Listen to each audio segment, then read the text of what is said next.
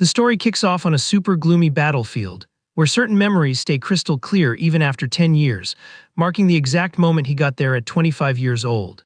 That marked the terrifying first time our fighter had to permanently silence someone, right in his debut brawl. At this moment, the surrounding landscape is completely covered in fallen bodies, highlighting the harsh reality of a guy who has already eliminated over 2,000 opponents. During the clash, the battle juice flies everywhere non-stop, staining the snow and the steel armor. Right after completely running on empty, our combatant finally drops to his knees in the middle of the absolute mess. Suddenly, though, the scene aggressively shifts to the inside of a peaceful, sunlit building. Inside, a young Damien is getting the memo that his late parents' insurance payout is now going to be managed by his very own uncle. The suit-wearing dude slides the paperwork across the desk and tells the kid to just sign on the dotted line already.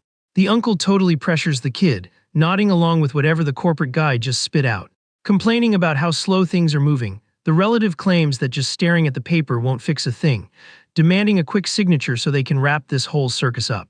Trying to play the trust me card, the guy promises he'll manage everything and hand the entire stash back the second his nephew hits adulthood. However, our guy just rips the papers right in front of their faces, remembering that this was the exact moment his life turned into an absolute dumpster fire. He shreds the documents without missing a beat and announces he's only taking the inheritance through an Imperial Bank account with his name on it.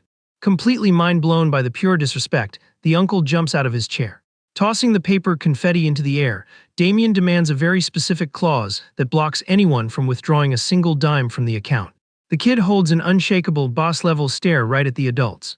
Facing that, the relative absolutely loses his cool and clenches his fists super tight. Totally unhinged, the guy grabs his nephew by the collar and yells, furious, that he just had to sign that darn piece of paper. Without breaking a sweat, the kid grabs the man's wrist, realizing that this aggressive move was exactly what he was waiting for. Using the close range to his advantage, our MC delivers a solid punch right to his uncle's face, instantly hitting the mute button on his screaming. Thanks to the sheer force of the hit, the guy is sent flying over the desk, while the kid sarcastically thanks him for still being the exact same piece of trash. Right after that, he shoots a glare at the suit guy to demand the new paperwork. The clerk, literally shaking in his boots, rushes to assure him that the new rule can be added on the spot. The thing is, in the original timeline, he was only 13 years old and ended up doing absolutely nothing to dodge that trap. But this time around, the vibe is completely different, seeing as he hit the rewind button on life and came back with the mindset and experience of a full-grown adult. The story snaps back to the freezing, dark ravine in the present, lit up by nothing but the moon. The heavy, dragging footsteps over the rubble really show the fighter's exhaustion, as he curses this miserable reality. He struggles to catch a breath under his armor and remembers how he totally called it, warning everyone that this mission was pure insanity. Damien, the Centurion, wonders how a tiny squad of 100 men was ever supposed to wipe out an army of over 2,000 enemies. Gasping for air, the young guy realizes the heavy toll this war is taking on his physical form. The red stuff drips down his battered face, while the extreme fatigue starts turning his vision spotty. In his worn-out mind, a flashback pops up showing the fallen body of one of his buddies who bit the dust during the clash. He mentally apologizes, admitting that even though the mission was a technical win, the price tag was way too steep. The soldier collapses to his knees on the freezing dirt, totally crushed that he wasn't strong enough to save his team from that ugly fate. Overcome with disappointment, he grips a rock super tight and trash talks his own weakness. The pain takes over his entire body, making him groan as he fights with everything he has just to stay conscious. Losing his balance for good, the guy gets this heavy gut feeling that his grand finale is right around the corner. Out of nowhere, a glowing, mysterious artifact crashes onto the rocky ground right next to him. Sensing that his time is almost up, the Centurion's mind gets flooded with all sorts of deep thoughts about the choices he made in his military career. Staring up at the starry sky, he figures his life would have been a whole different movie if he had just joined the military before turning 25. Clinging to a tiny crumb of hope, he mentally begs for just one more chance to hit the reset button on his life. In a totally heroic fever dream, the MC pictures himself leading his troops with honor and catching dubs alongside his crew. But that sweet illusion shatters real quick when he coughs up a massive amount of ketchup into the dark. With zero energy left in the tank, his body flops backward onto the dirt, completely sure that this was his game over. The scene aggressively cuts to a hand pressing down on a mattress, giving away that he just woke up straight in his own past. A much younger Damien jumps up in bed, trying to wrap his head around how he just time-traveled exactly 17 years backward. He stares at his own tiny kid hands, still totally clueless about this unbelievable glitch in the Matrix. Next, the boy presses on his stomach area to check his mana core, basically the battery pack for any fighter in this universe. To his absolute shock, the core is in mint condition, giving him the chance to actually learn how to drive this energy this time around. The room gets a bit tense as he remembers how, in his original run, he was robbed blind by his uncle and tossed onto the streets to do some highly sketchy odd jobs. Living as a helpless orphan, he ended up taking the fall for a gang leader's mess and got locked up by the authorities. Out of options, the kid was forcefully drafted straight from the cell block to the war zone, fully expecting to meet his maker out there.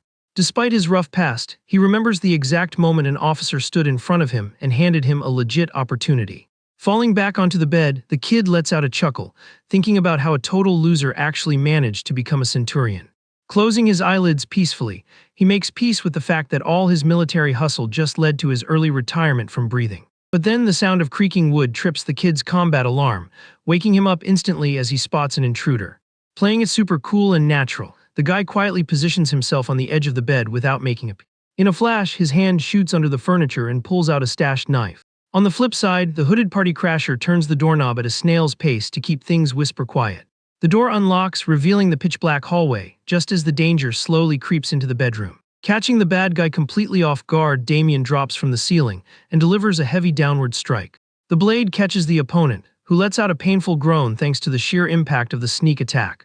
The intruder stumbles back screaming in panic, while the kid complains that the blade didn't go all the way.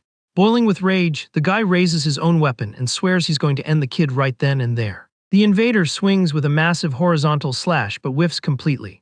He keeps pressing the attack and lunges forward, desperately trying to put a scratch on the kid. Taking advantage of the sloppy move, our MC casually dodges and grabs the attacker's extended arm. Without skipping a beat, the former centurion sinks his knife right into the side of the guy's ribs, locking in a critical hit. With his weapon dripping in the dark, the kid demands to know the name of the guy who ordered this little house call. Sprawled out on the bedroom floor, the hired muscles twist and groan thanks to their heavy new piercings.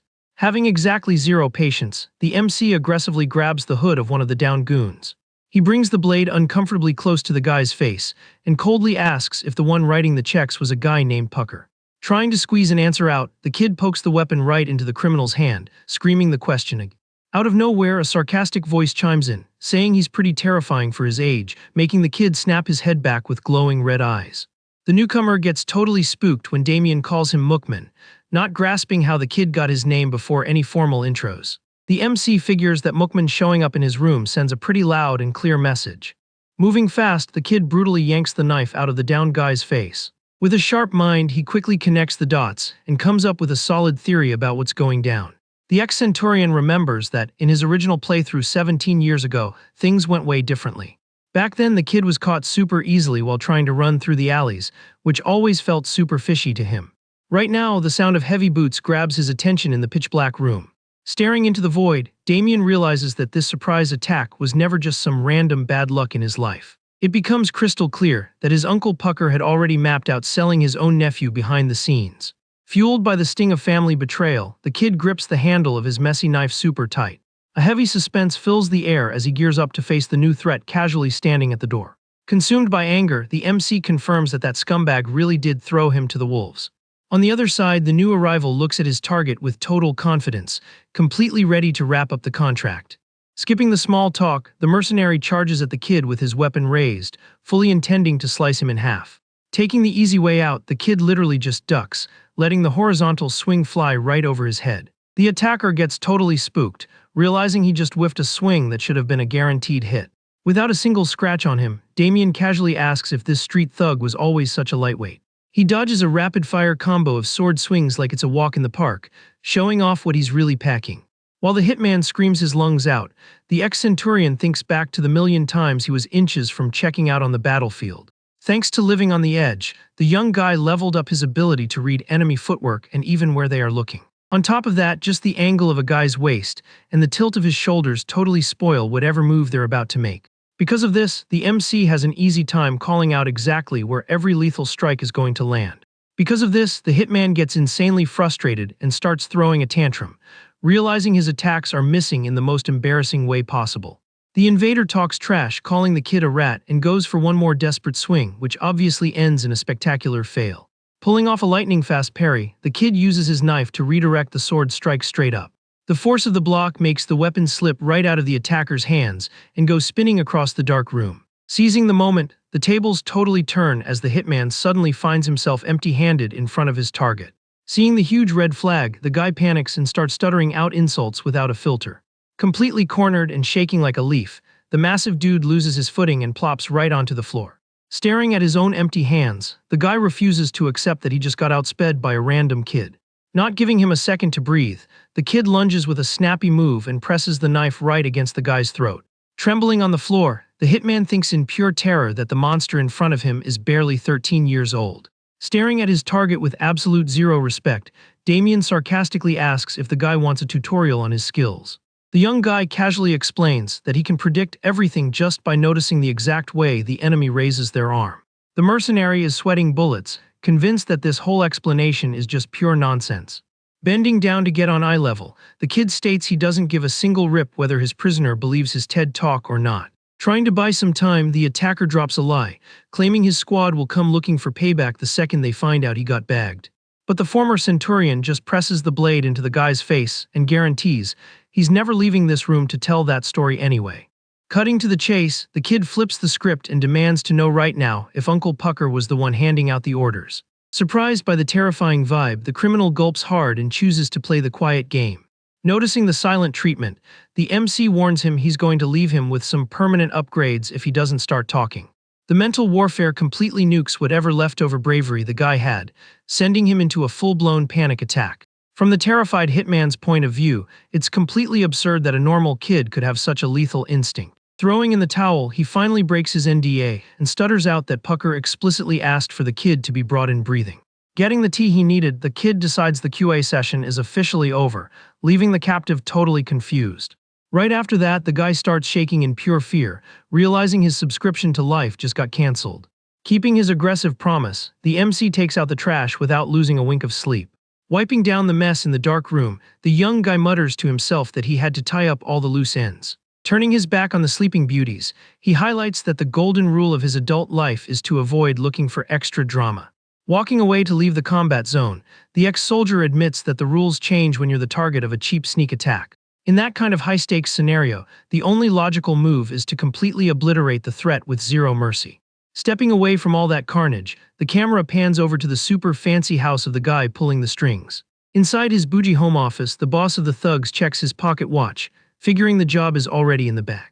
Leaning on the furniture, he promises the older guy that his boys will be walking through the door with the kid any minute now. Adding a little salt to the wound, the hooded guy points out how furious the client must be to drop serious cash on such weak targets. That little comment reignites the fake relative's burning rage, making him slam his fist on the desk as he remembers the embarrassment he suffered at the office. The fighter tells the panicking client to chill out and lets him know there won't be any discount, just because his team is running a little late. Right then, the heavy mood is broken by the loud sound of someone knocking on the room's double doors. Recognizing the secret knock, the hitman pulls his blade, announcing that the chase has finally wrapped up out in the hall. Completely blinded by rage, Pucker swears he's going to snap the kid in half the second the insurance papers are signed. Swinging the doors open, the hired gun gets totally confused seeing his own buddy propped up there looking like a lawn ornament. Acting on pure instinct, the hooded guy aggressively shoves his lifeless partner, who just faceplants onto the floor. Staring into the pitch-black hallway, the security guy instantly puts two and two together. His team totally botched the job. Out of nowhere, the hero himself steps out of the shadows, walking like a boss and carrying a long whip.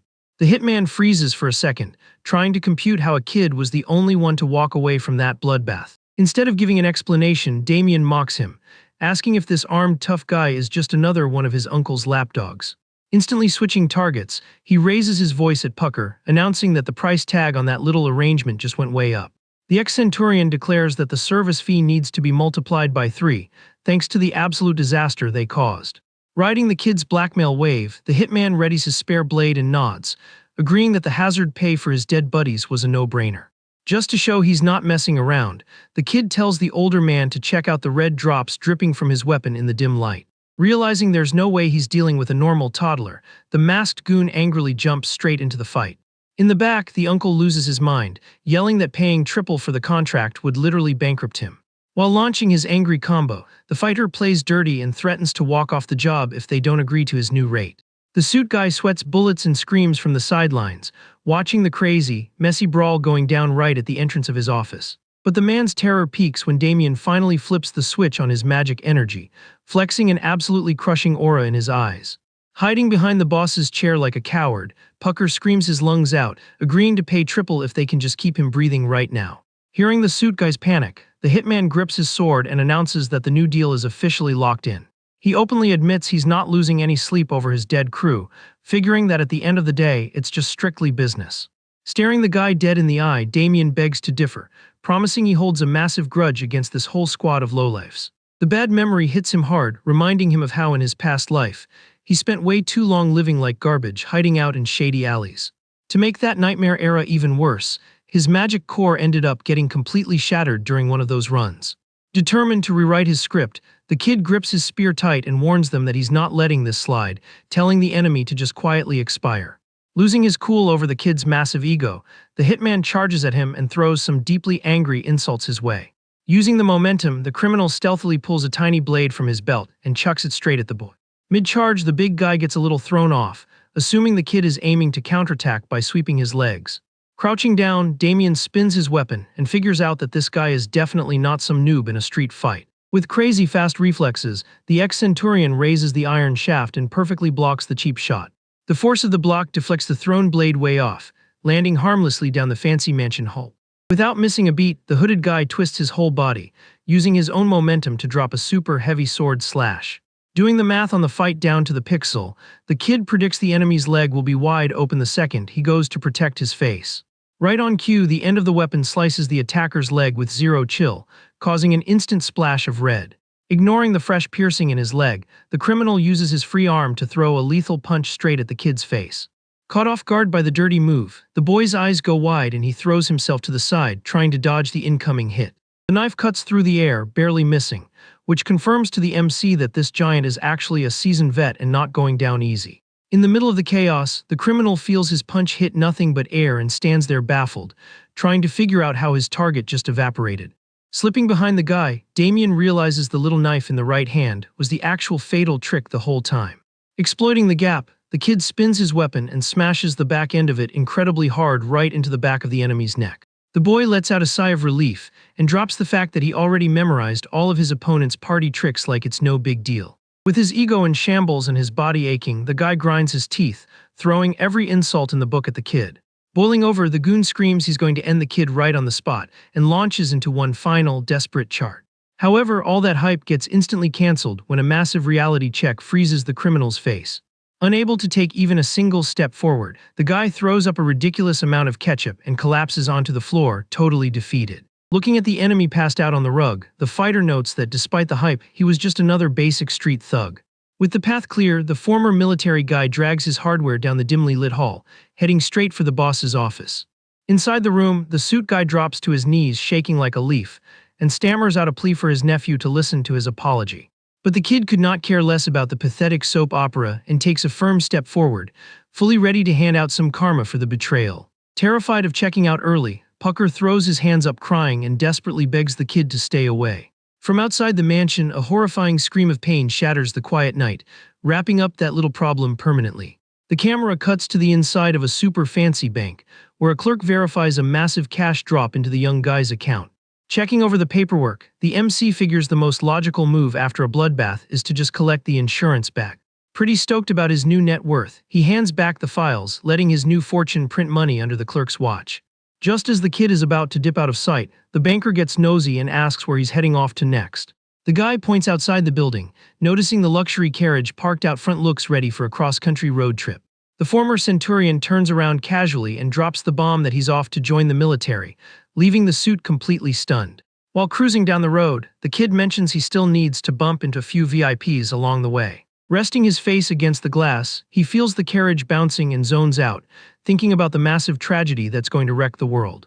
Knowing his old squad is currently serving in the army, the fighter admits the war zone is pretty much the only vibe that suits him. He remembers perfectly clear that in about 5 years the empire is going to completely collapse, forcing every young person to get drafted. The terrifying flashback of the war and the fires floods his brain, confirming that the upcoming era of chaos won't spare a single soul. Since he didn't get his magic core smashed in the streets this time, the whole chessboard of fate is going to change big time. Locked in on his goal, the kid realizes that voluntarily signing up for the military now is a way better play than waiting until he's 25. The current game plan is to hit the capital and grind out an advanced magic energy training routine for a solid week before making any big moves. Watching the scenery blur by, the main character makes a promise to himself that, in this second playthrough, he won't let life just drag him through the mud. With an insanely confident vibe, the young guy swears to himself he's going to crush everybody and hijack the entire storyline. After a few days of hardcore low-key grinding during the road trip, the ride finally stops in front of a massive military base. Out in the training yard, a crazy loud boom echoes the exact second a spear blows through a wooden dummy with ridiculous power. Off in the distance, two veteran soldiers are completely shook by the sight, wondering where a random kid downloaded such op combat skills. Not giving a rip about his audience, Damien keeps aggressively swinging at the air, showing off a completely flawless fighting stance. Taking a breather from his combo, he checks out his own scraped-up hand and complains that his teenage hardware just doesn't tank damage the same way. His soft, blistered skin doesn't even come close to the rough, calloused hands he was rocking in his future life. His quick break gets crashed by a superior walking over to see if the kid is trying to enlist. Genuinely impressed, the instructor hypes up his technique and drops the question about where he got such clean spear skills. The kid gets a little chill, remembering that this basic move is the bread and butter for the elite special forces of the whole empire. Pulling a quick excuse out of his hat, the old centurion claims he picked up all his tricks from his late dad, leaving the officer pretty embarrassed. Rolling with the lie, the kid makes up a story about his dad being a massive military fanboy, which is why he showed up here, getting him an instant pass. Totally buying the sob story, the superior gets a little awkward and suggests the kid can drop the super stiff formalities with him. Smoothly changing the subject, the instructor flashes a friendly smile and asks for the name of the spear prodigy. Standing still like a statue, the rookie just drops a dry Damien, waiting to see what the next hoop to jump through is. Loving the kid's laser focus, the commander gives him a friendly pat on the back, wishing him good luck on the physical exams. Tossing a quick bow of respect, the guy says thanks and watches the boss disappear down the stone stairs. Alone in a quiet spot, the former soldier takes a deep breath and channels his energy until a purple mana orb pops up in the palm of his hand. Feeling the magic give him goosebumps, he totally vibes with that sweet sensation he hasn't felt in forever since his last playthrough. A massive wave of relief mixes with pure hype, making the young guy internally celebrate the fact that he can finally spam magic skills again. This massive flex was only possible thanks to a crazy op technique that some genius is going to invent in the Empire's future. In his old timeline, he busted his back trying to pull off this exact same move, fueled by pure desperation in the back alleys, even with a busted core. His old army buddies used to roast him constantly, making jokes about the commander and trying to figure out why he was grinding so hard for zero payoff. Whenever he caught them talking trash, the fighter would lose his mind and chase them around, yelling insults right in the middle of the base.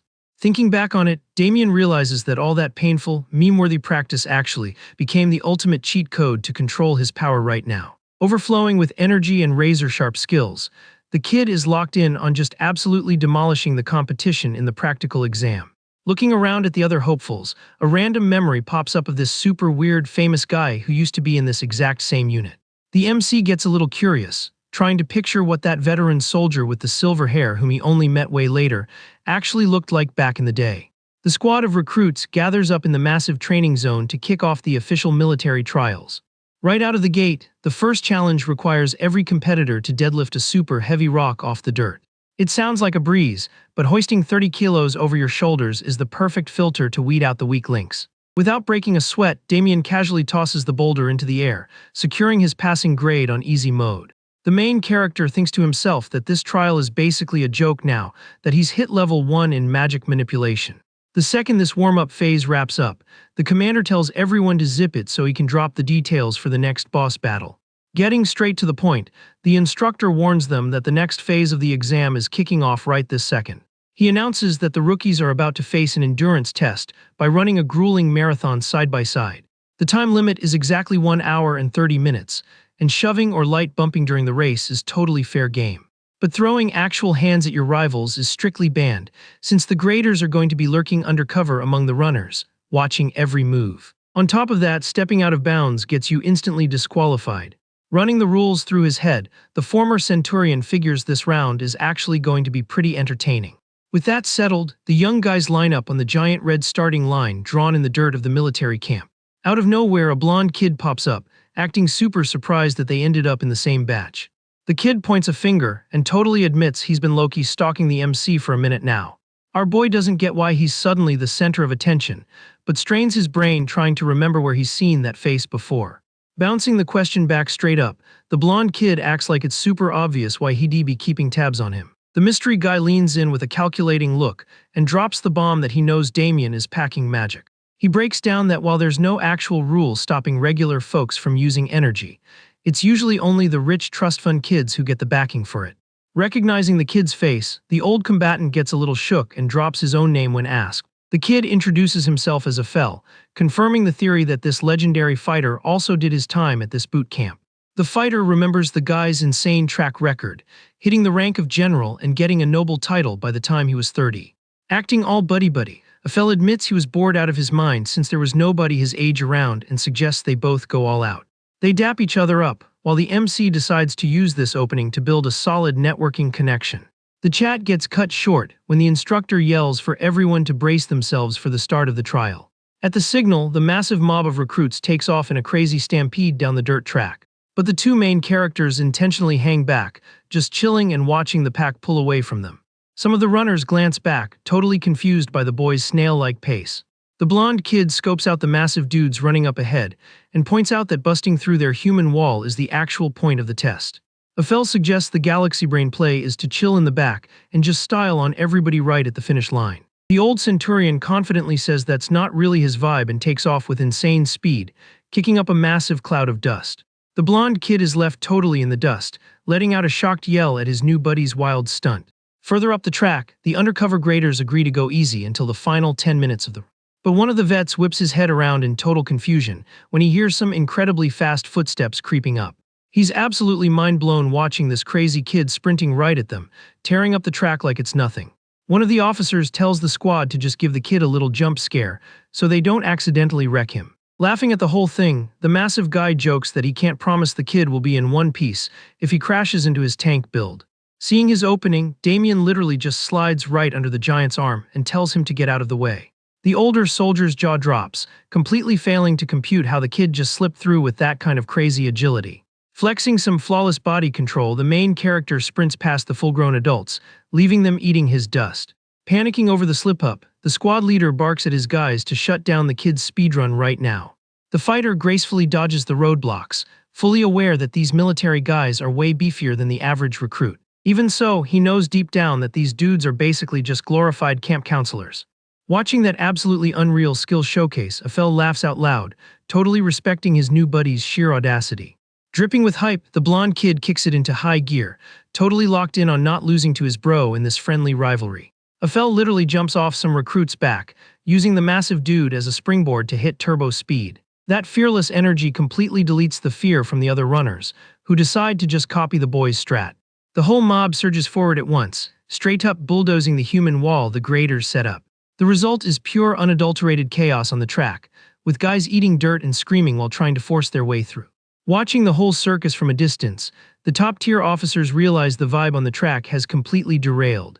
One of the military guys asks if they should call for backup, but gets hit with a strict order to stay out of it.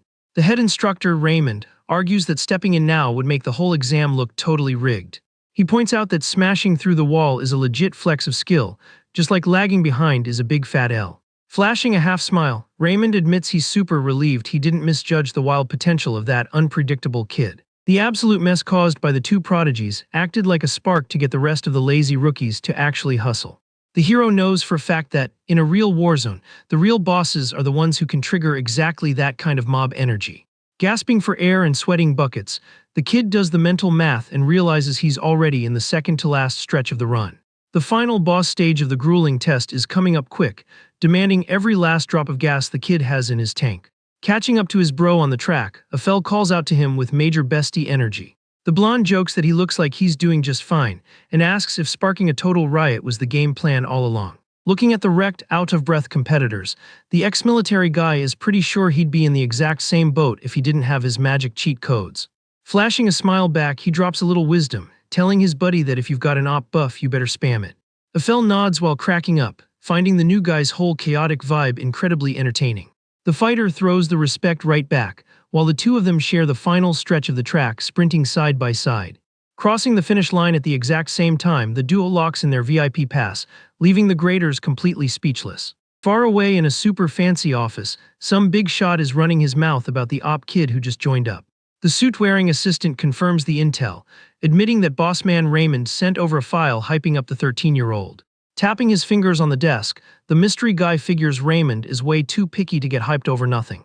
Curiosity takes over the room, making the big fish admit he's officially keeping tabs on the new recruit. Rocking a fuzzy coat and an eye patch, the commander stands up, demanding to know the kid's name right this second. The story jumps back to the sunny courtyard of the camp, where the fresh meat is hanging around completely stressed out. Standing in front of the scoreboard, it's pure panic and salty tears for everyone who flunked the physical trial. While some guys are crying tears of joy over passing, the MC thinks this whole drama is a little bit extra. He remembers that with the massive war dropping in the future, getting drafted was literally every kid's worst nightmare. Staring up at the clear blue sky, the kid realizes the Empire is still chilling in its pure, peaceful era before the server wipes. Interrupting the kid's deep thoughts, Aphel rolls up, hyping him up and asking if they're in the same squad now. Damien nods, saying he spotted his name on the pass list, and flips the question to see if his buddy secured the bag too. The blonde kid points at the scoreboard looking super hyped, showing off that his bro's name is literally sitting pretty at rank number 1. Staying grounded, Aphel suggests they should totally watch each other's backs, even if they get drafted into different squads. While they stroll side by side outside, the kid asks what the old vet is planning to do with his 1-week vacation before officially clocking in. Playing it cool, the main character claims he's got some important side quests to wrap up over the next few days. Super curious, the future general asks why he's in such a rush, but gets hit with a vague answer about needing to buy some totally necessary gear. Trying to be a bro, the blonde warns him that the army boots are basically concrete and highly recommends grabbing some thick insoles. In his head, the warrior remembers he already knows that all too well, thanks to his previous playthrough full of military blisters. Keeping his poker face, Damien says thanks for the pro tip, while his buddy jokes back that he doesn't owe him a thing. Waving from a distance, the blonde kid announces he also has to go deal with some personal drama in the city. The former centurion is a little thrown off by the sudden Irish goodbye and just watches his buddy dip out. Still riding the hype, Aphel yells for the new guy to gear up properly for boot camp and promises to catch him next week. The hero watches his bro fade into the busy crowd. Out of nowhere, an older guy in a hood creeps up on the kid, calling him by the code name Alan, which totally grabs Damien's attention. Scoping the two of them from afar, the ex-military guy remembers questioning what the kid's actual motive for joining the army was. During the physical exam, Aphel had asked how someone so cracked at using magic could just be a random nobody. Jogging next to him in the flashback, the MC bounced the question back, trying to pry and see if his buddy was also hiding a secret origin story. Back then, the fighter straight up confessed that the military base was the only place he felt like he actually belonged. Snapping back to the present, Damien connects the dots and figures that the blonde kid is definitely hiding some massive lore drops too. Away from the camp, the older guy in the cape curiously asks if the rookie was some VIP they'd have to deal with on the regular. Aphel swiftly changes the channel and tells his employee to prep the ride, getting called young master right after. Looking a bit annoyed, the blonde kid demands that his worker, Alan, drop the whole royal title thing when they're out in public. The older guy apologizes for the slip-up, as the two of them finally vanish into the narrow city alleys. The camera pans out, showing off the chill vibe and sunny weather of the Empire's massive capital city.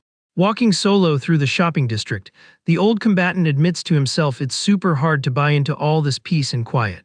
Looking at the food stalls, the young guy remembers that the city from his past was basically a post-apocalyptic wasteland. The bitter flashback shows a time when the locals were literally crawling through the streets, begging for a stale crust of bread. Knowing that all this good energy expires in exactly half a decade, the fighter decides he needs to fast-track his prep work. Laser-focused on his main quest, the MC picks up the pace, determined to track down the legendary Urk Trading Company. The MC does the math and realizes that magic gear, weapons, and food are going to become the ultimate premium loot the second the server goes to war. Thinking about the Empire's economy, he figures the merchant guilds are going to become the ultimate whales of the region. With that in mind, the old soldier remembers that the Urk organization locked in their spot as the wealthiest megacorp in the future. His memory drags him back to the busted barracks, where his old squad was catching some ZS in the dirt. On that depressing day, a soldier came sprinting up to the commander, yelling that the care packages they prayed for had finally dropped. Watching the VIP wagons roll through the sand, the fighter instantly spotted the logo of the mega-rich merchant group. The troops were grumbling with pure salt, complaining that the 1% got to live the high life while they were out there getting deleted in battle. Stepping up for his squad, Damien defended the company, pointing out that those weapons and rations were actually a massive charity drop. The guy dropped his head in shame, admitting he was only acting like a hater because of the insane burnout from endless fighting. Watching the loot get unloaded, another soldier hyped up the merchant group's massive W for helping out when things hit rock bottom. Cutting off the chatter, the boss ordered the whole squad to go grab their rations right that second. While the crew practically skipped toward the wagons, the officer hung back, keeping an eye on the hustle from a distance. One of the security guys gave the commander a heads up, totally pointing out the dude who was allegedly the big boss of the rich company. The kid verified the intel, spotting a guy rocking a long white cape standing right at the front of the convoy. Staring at the rich guy in the mask from afar, the old centurion got this terrible gut feeling that the dude was an absolute clown. Snapping back to the bright present, the story shows the busy houses right in the middle of the massive imperial city. Strolling down the block, the kid remembers the rumors that the merchant guild was dropping massive charity bombs way before the war even kicked off. Running the numbers in his head, he figures that out of the 40 companies in town, only about 7 actually fit that profile. With the game plan locked in, the guy decides to check out the fanciest shops that are known for throwing cash at people in need first. Time flies by while the sun starts setting, giving the sky a crazy orange filter. Completely burned out from all the walking, the MC stops in front of one last door, praying his side quest ends right here. He slowly pushes the door open and calls for a worker, really hoping he didn't waste his whole day for nothing. A guy in a suit spawns in the main room, politely asking how he could help the young customer out. The kid explains he heard about the company's major WS in charity and says he wants to drop some cash on a good cause. The salesman flashes a huge smile, totally impressed by the honorable flex and galaxy brain thinking from someone so young. Giving a proper intro, the store owner reveals his name is Yerk, the big boss of the Hamel Trading Company. Hearing that famous name, the ex-soldier gets a quick chill, realizing he finally hit the jackpot. Chilling at the meeting desk, the kid decides to drop a totally unfiltered question, asking if the guy has a male heir to take over. Chuckling at the weird question, Yerk calmly says he only has a super childish daughter crashing at his place. That lore drop totally nukes the hero's theory, making him wonder if he just chased down another dead end. The kid's brain buffer gets interrupted by the loud sound of the front door getting unlocked. A girl loudly announces she's home, making the hero whip his head around in absolute shock. Matching the look of this blonde girl with the hooded boss from his future playthrough, Damien is mind blown as he realizes he actually found his target. The merchant asks his daughter to say hi, explaining that the new client rolled up to fund their charity drops. Playing it sweet, the girl gives the old centurion a polite greeting while trying to read the room. She double-checks if the guy is actually trying to make a donation and gets a nod from the kid, who is still scanning the situation. The young guy's brain is totally frying, since in his past life, the op boss of the company was 100% a dude. Connecting the crazy similarities in their faces and ages, he figures out that the heiress took over the server using a burner identity in the future. Keeping her customer service voice on, the girl asks straight up exactly how much this supposedly generous donation is going to be. The hero leans his face on his hands and drops the bomb that he wants to inject 300 gold coins right into the company's operations. The sheer weight of that insane offer makes both father and daughter gulp in pure shock, refusing to believe this kid isn't just trolling them. Trying to keep it together, the dad stammers out a question, asking what the sponsor would want in return for such a massive bag. Overflowing with confidence, the kid demands a legit equity stake in the business, locking in a cut of all future profits. The old salesman is sweating bullets over that terrifying counteroffer, feeling the heavy pressure of doing business with such a bold kid. With the room feeling super heavy, the CEO asks point-blank where exactly that massive stash of cash came from. Without missing a beat, Damien tells them they don't need to stress over the details, swearing he just wants to invest his parents' inheritance like a boss. Buying the excuse, Yerk apologizes for being nosy, while the kid casually brushes it off, saying he totally gets the v. The salesman says they'll need to call a board meeting to hash out the company shares, and the kid agrees to swing by later to pick up the final verdict. The second the kid dips, the vibe in the room flips, and the blonde girl demands to know what on earth is actually happening. The veteran merchant admits it's just wild that their new whale client is barely 13 years old. Remembering the kid's intense death glare during the chat, the dad is 100% sure this is no ordinary teenager. Doing a hard pivot, Yerk complains to his daughter that it's a total shame the guy isn't about 5 years older, or he'd be the absolute perfect husband for her.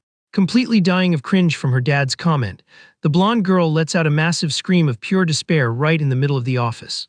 Even outside the building, you can still hear the girl raging and telling her dad to cancel that crazy talk immediately. With the deal locked in, the days speedrun by, and the highly anticipated draft day finally arrives for our hero.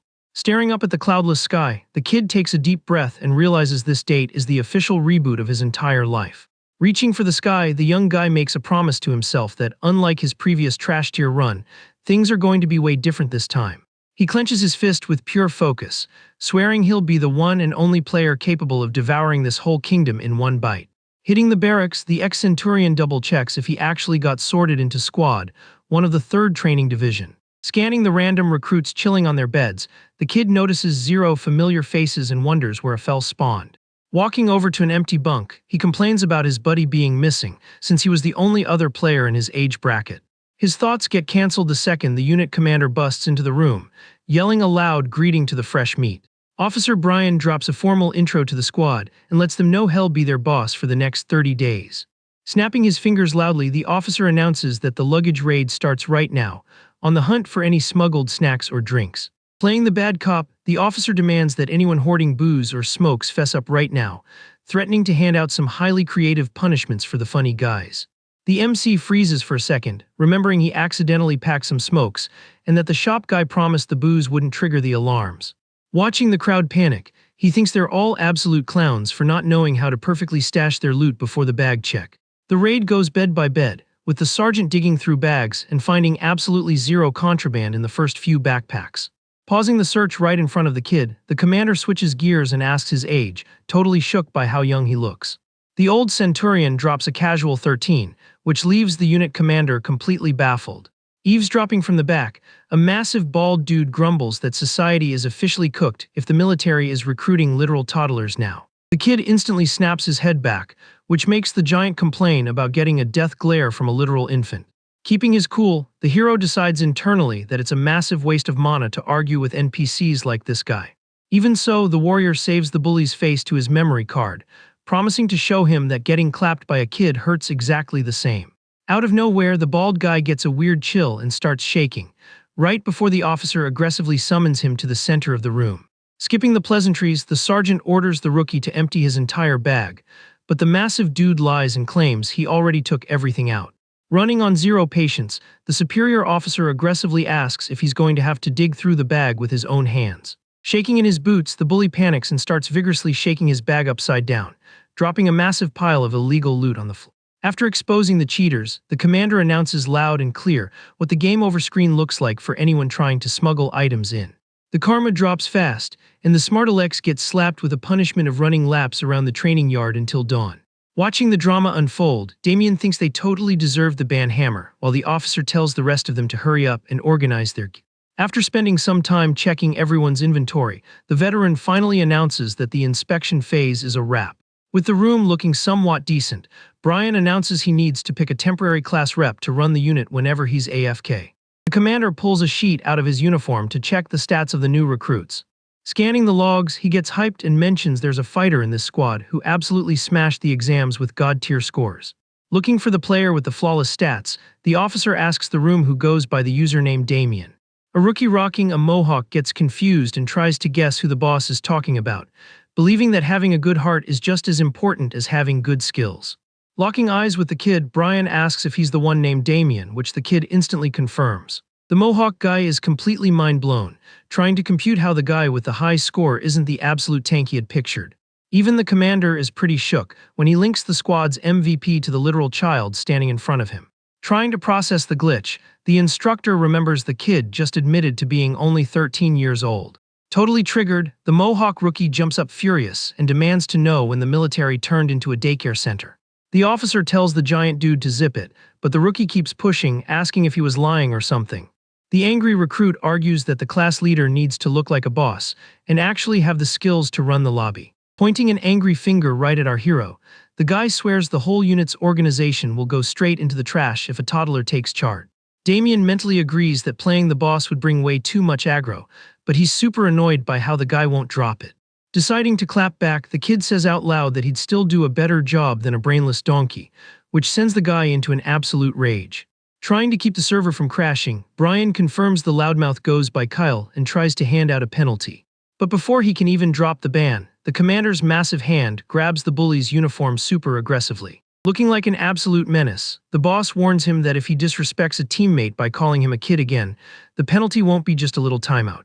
Swallowing his fear from the jump scare, the massive guy nods at the boss's order and immediately backs down. The officer lets the rookie go and admits his logic actually makes sense, since the role demands some real alpha energy. Seeing his opening, the tough guy suggests they just settle the whole debate right there with a 1v1, totally cutting off the commander. Kyle pitches a live duel in front of the kid to decide who gets the admin role and to prove who's actually got the skills. Weighing the bold idea, the older soldier turns his head and asks if the hero is down for this PvP match. Doing the math fast, the kid realizes this is the ultimate chance to farm some respect, so he instantly accepts the duel. Pointing right at the giant, Damien asks if the goal is just to break that idiot into tiny pieces, leaving the guy foaming at the mouth with rage. The officer yells, asking if the rest of the squad approves of the fight, getting a massive roar of hype from the whole lobby. With the rules set, the commander decides to stop stalling and orders everyone to follow the two fighters out to the arena. On the way there, the Mohawk rookie glares at our hero, who is just keeping his chest puffed and acting overly confident. Once they hit the outdoor zone, the old Centurion casually gets into position, while Brian announces the match is starting right now.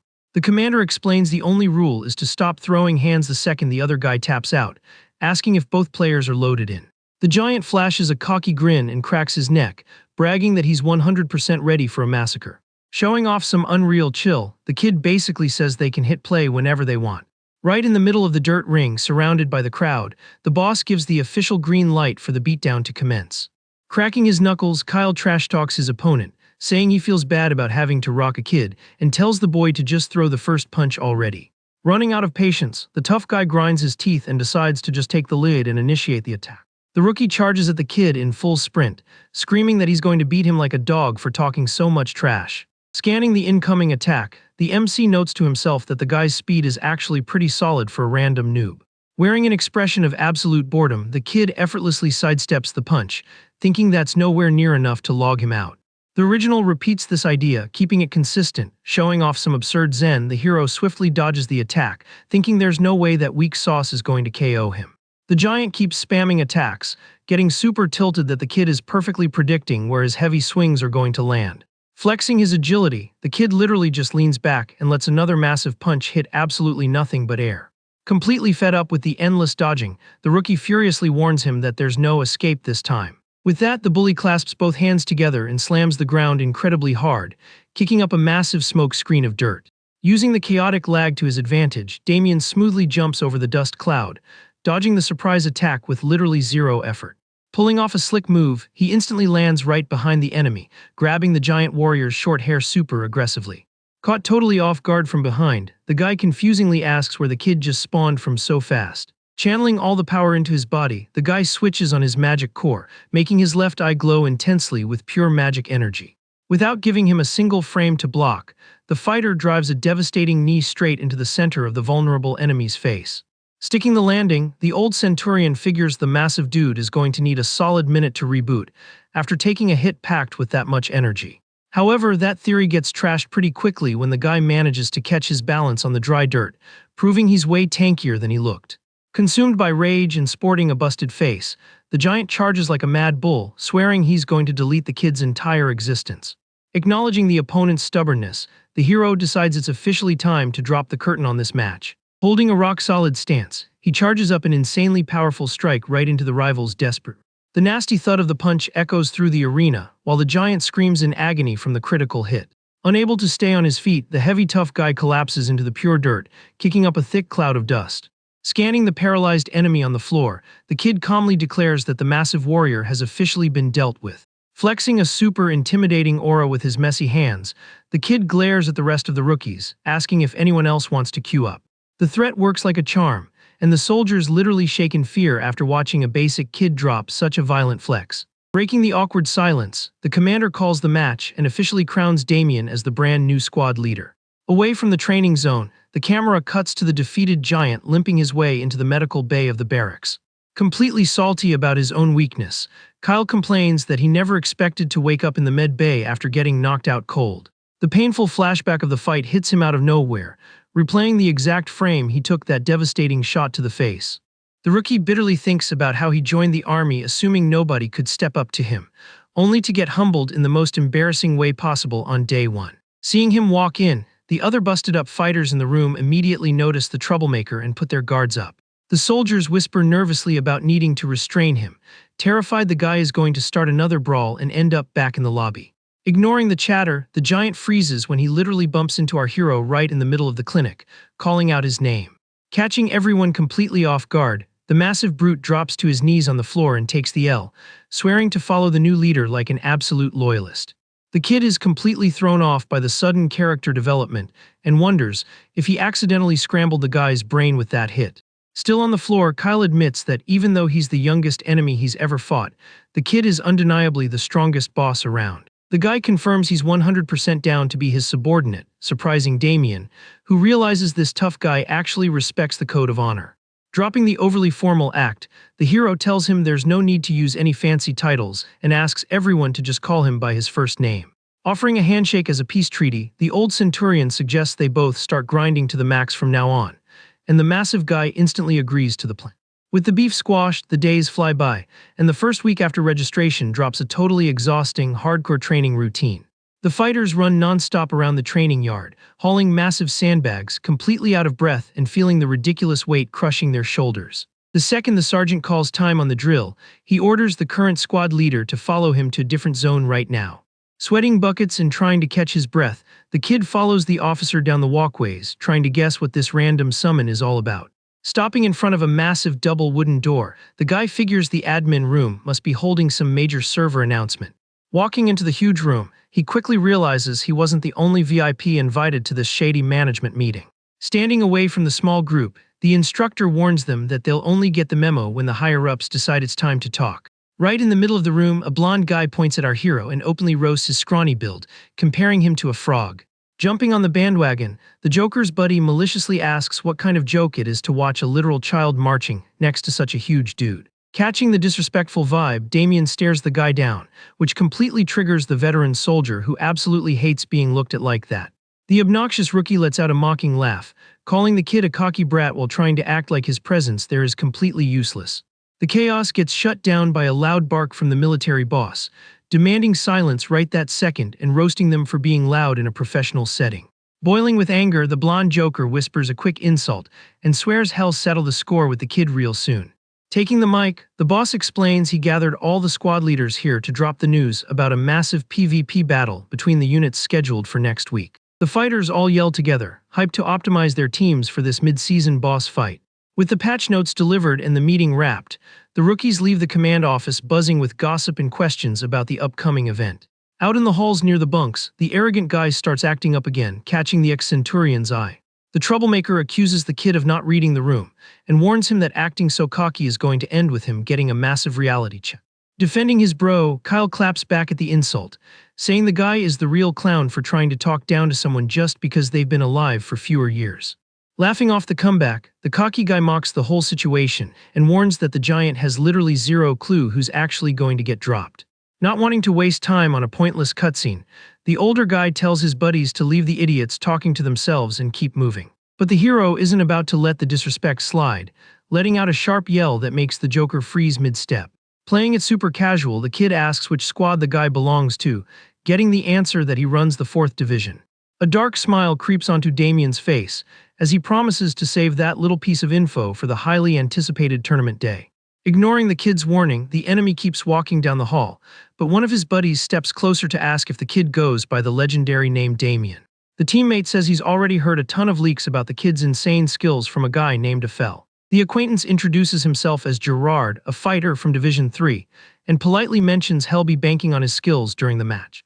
The second he steps back into his own dorm zone, the hero lets out a commanding yell, demanding 100% focus from every soldier in his squad. Standing tall in the middle of the room, he stares down the rookies who are looking at him, totally clueless about why he's suddenly hyping everyone up. Skipping the fluff, the young guy announces that in exactly 1 week, they're jumping into a massive team deathmatch against the other squads. Gripping the squad's red banner tight, the guy flat out declares they are bringing home the championship title, no matter what happens. Snapping his fingers to keep the lobby focused, He highlights a super important detail about the three enemy teams they're about to face. The old centurion throws his arms wide and announces that the main objective of the trial is to absolutely steamroll the soldiers from the 4th Battalion with zero mercy. With his eyeballs glowing a creepy red, Damien wraps up his speech by ordering them to focus all their aggro specifically on deleting the commander of that squad. The brief moment of peace quickly turns into massive stress during week 2, as all the warriors start grinding super hard all over the military base. Gathering the boys on the dirt floor, the instructor highlights that the military's ultimate goal is pure conquest, kicking off the tactical combat tutorial. The commander hypes up the rookies to push past their limits, pointing out that showing off some god-tier talent gets you major bonus points on your final score. The crowd obediently nods along, while our hero figures that snatching those bonus points is the absolute 200 IQ play to rank up fast. A smug smile pops up on the kid's face when he realizes his enemies are going to have to sweat buckets if they want even a 1% chance of winning. Focused on the theory crafting, the officer breaks down the infamous wedge formation as one of the most lethal attack strats for shattering enemy defenses. The veteran wraps up the lecture by warning them that the move packs an insane amount of damage, but if the frontline collapses, it's basically game over for the rest of the squad. Thinking over the combat meta, the hero realizes with a sigh of relief that his squad has the exact perfect player to lead the charge and unleash all that DPS. Moving fast, the sergeant orders the unit to split into 2 groups so they can practice the wedge strat right now. Taking the wheel, Damien orders Kyle to head to the other side to run the defense, bragging with pure ego that he's absolutely not taking an L this time. Calling his squad over, the kid tells everyone to huddle up because he's about to drop some premium tips on how to run this offensive strat. The guys react with shock, asking if he's ever practiced this before, getting the classic excuse that his soldier dad handed down the knowledge. Whispering among themselves, the rookies notice the movement and figure the enemy team is definitely going to spam the exact same tactic. However, that realization just pumps the squad up even more. They think a head-on clash sounds super fun and start getting ready for war. Going over the game plan, the old centurion orders the tankiest guys to stack up right behind him, while the shorter players hold the shield wall on the edges. The guy demonstrates the perfect stance and demands they raise their defense boards to face level, getting a quick thumbs up from the squad. Scanning the map, he notices the enemy team is going all in on their barrier, but he's pretty sure it's going to be useless. Hyping up his battalion, the kid announces that all they have to do is bulldozer the enemy defense without dropping their speed, aiming to end the match with one clean sweep. With both sides loaded in, the instructor screams to kick off the practical lesson. Marching in perfect sync, the enemy squad pushes forward, stomping their boots into the dirt and calling out the cadence with every step. The hero is actually surprised to see how clean the rival team's coordination is for a first run, realizing these guys aren't throwing. Seeing the attack group led by Kyle creeping dangerously close, Damien yells for his team to hit the gas and speed up big time. From the other end of the track, the rookies hold their pace, roaring as a group while closing in on the crash zone. Getting into position for the clash, the kid announces his time has come and decides to completely nerf himself by not using magic, relying strictly on raw stats. He spots the perfect window to test his endurance limit and yells for the entire squad to push with maximum power. Both shield walls slam into each other with insane aggression, kicking up a massive dust cloud in the military base's yard. Throwing his weight into the front line, Damien tells the squad to push even harder and to specifically target the gaps in the rival's block. The strat is a no-brainer, since targeting the openings between the shields causes absolute panic for the guys trying to hold the line. Watching them freak out, the ex-military guy waits for the exact frame when their hesitation totally ruins the enemy's sync. The payoff drops instantly, as the rival squad's defense completely loses its structural integrity. The sloppy stumbling in the sand proves that the pressure was enough to completely wreck the enemy group's formation. Completely lost, the rival rookies bump into each other and faceplant into the dirt without a single clue about what just went wrong. Tilted by the mess, Kyle questions the team's gameplay and demands everyone get back on their feet ASAP. Out of options, the giant grinds his teeth, cursing the whole situation and realizes he's going to have to carry this match himself. Making a loud thud, the giant charges in and violently crashes his guard straight into our hero's shield. Forcing his way through, the tough guy demands the kid step out of his path permanently. Using the momentum of the charge to his advantage, the boy easily slides to the side and mocks him, asking if he was actually supposed to yield. The dodge leaves Kyle completely disoriented with his defense wide open. Giving him 0 frames to block, Damien unleashes a heavy strike that permanently knocks the big guy off balance. Watching his buddy wipe out, the hero hypes up his size, but drops a warning about needing to actually use that power with some brain cells. With their commander down, the rival team totally loses their cool, prompting one of the spectators to admit the kid is straight up terrifying. The rookie soldier thinks the kid's scrawny build is super deceptive, finding it hard to believe they're actually the same age. Facing such a flawless victory, the instructor calls the training match, screaming out that Damien's squad takes the W. Taking the L like a champ, the giant daps up his bro, congratulates him on the crazy performance, and promises he'll catch the dub next round. Super curious about the strat, he asks if targeting the gaps was a calculated play and wants to know if there's even a counter for it. At the end of the day, the squad chills near the bunks and agrees to run the exact same play during the main tournament. Leaning on a fence, the hero looks proudly at his teammates, who went from dodging drills to willingly analyzing their own misplays. Smiling, he realizes the squad's morale is through the roof, and that the championship is in the bag if they keep this energy up. Suddenly, the kid drops his smile and turns his head, catching some sketchy movement up ahead. The enemies from the fourth squad roll up pointing and laughing, asking if the group totally lost their minds deciding to follow a literal toddler. Hearing the disrespect, Kyle instantly loses his mind and steps up to confront them about the slur they just dropped on his friend. Keeping up the arrogant act, the cocky blonde claims he doesn't see the big deal in calling a kid a brat, and labels their whole squad an absolute joke. Adding fuel to the fire, the troll blames the captain who doesn't know his place and is just playing pretend boss. Watching the drama unfold with zero enthusiasm, the old centurion recognizes the guy and wonders to himself if this dude is literally begging to get clapped. Focused on dodging any ban hammers, he orders the group to fall back, warning them that feeding the trolls just isn't worth it. But the kid freezes when he hears a totally unpredictable comeback from his own squad. Instead of backing down, Kyle and the team absolutely lose their chill and start screaming that the opponents are already eliminated from the bracket. Pointing an angry finger right at the cocky blonde, the giant promises that this specific loser can go ahead and prepare for the game over screen. Confused by all the intense aggro, Damien asks if these are the idiots from Squad 4 his bro was talking about, getting a quick yes. Fueled by a dark energy of pure hatred, the soldiers swear to completely wipe the enemy team off the map without leaving a trace. The rage is so intense that the team decides to skip their break and jump straight back into the hardcore grind, just to guarantee an absolute massacre. Watching his squad sprint back to the track, the kid admits he never expected them to fall for the bait that easily. Even with them ignoring his orders, the old soldier flashes a dark smile, realizing that their sudden thirst for blood spawned at the perfect moment. Far away from the grime of the camp, the camera pans into a super bougie, totally spotless office. Chilling at his desk, Commander Varys asks his subordinate if any promising prodigies popped up in this batch of recruits. The head instructor confirms they've got some solid players, but highlights that two kids in particular are completely stealing the spotlight. Scanning their stats, the boss mentions the duo's low age and is totally shocked to learn they're already flexing mana control. The boss asks if they come from rich families, since that kind of skill is super rare among the lower class, but the instructor shoots down that theory. Doing the math, Varys knows that learning how to refine energy is crazy expensive, making it pretty much locked behind a paywall for poor people. Looking at the profile pics of Orphan Damien and Commoner Aphel, the military boss thinks this entire lore sounds incredibly sus. Right then, the sergeant snaps his fingers, remembering a recent beef between the squads that starred our main character. He explains that because the kid is so young for a leadership role, the other teams totally slept on him at first. However, what really blew the instructor's mind was watching Squad 1 get completely triggered, teaming up aggressively to defend the kid. The military boss thinks this display of loyalty is absolutely legendary, confirming the rookie was embraced as an undisputed alpha. Drumming his fingers on the wood, the high-ranking officer decides to stress test this rare loyalty with a real-life experiment.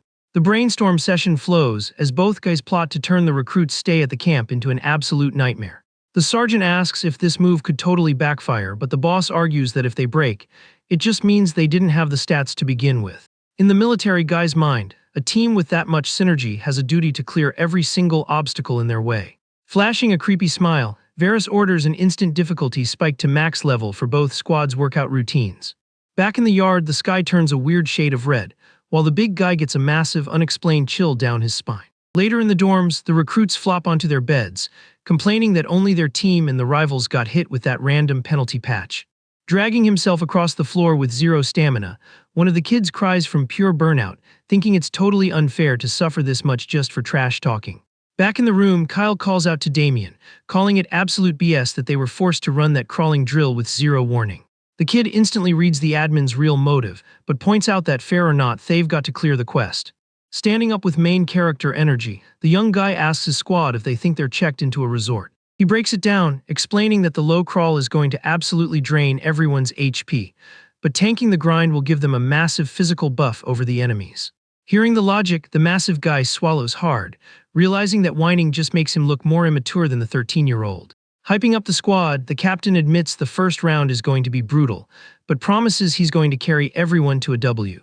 Panicking, one of the soldiers asks if they're actually going to be crawling over rocks, and the ex-centurion replies with heavy sarcasm, asking if he'd rather have memory foam mattresses. Kyle notices his buddy's zen vibe and points out that he looks like he's already a pro at this, getting a quick nod in response. Damien's mind teleports back to the brutal memories of his past run, where he spent countless hours eating dirt just to avoid getting a game over screen. However, the kid knows for a fact that boosting their physical stats isn't the real objective of this surprise penalty. He figures out that dropping a crawl drill into an already exhausting schedule is just a calculated play to wreck the soldiers and stack them with debuffs. With their bodies covered in damage, the squad will inevitably tilt, sparking toxic arguments and tearing the team apart. So the MC deduces that the officer's actual goal is to test which Lava Squad 1 or Squad 4 will actually hold it together. Refusing to play along with the admin's little game, the kid takes the wheel and orders the entire team to grab their uniform socks. The soldiers are completely lost by the weird request, while the captain announces that the meta is about to change right now. Ripping the fabric with his bare hands, the young guy promises to teach them a magic trick that will save everyone's skin during the drill. Out on the dirt track, the instructor checks if Squad 1 is fully loaded in for the practical exercise. The commander introduces himself as Nielsen and tells his assistants to get into position for the low crawl tutorial. He explains that the strat involves belly flopping onto the ground while keeping the spear straight, using your limbs to speed crawl forward.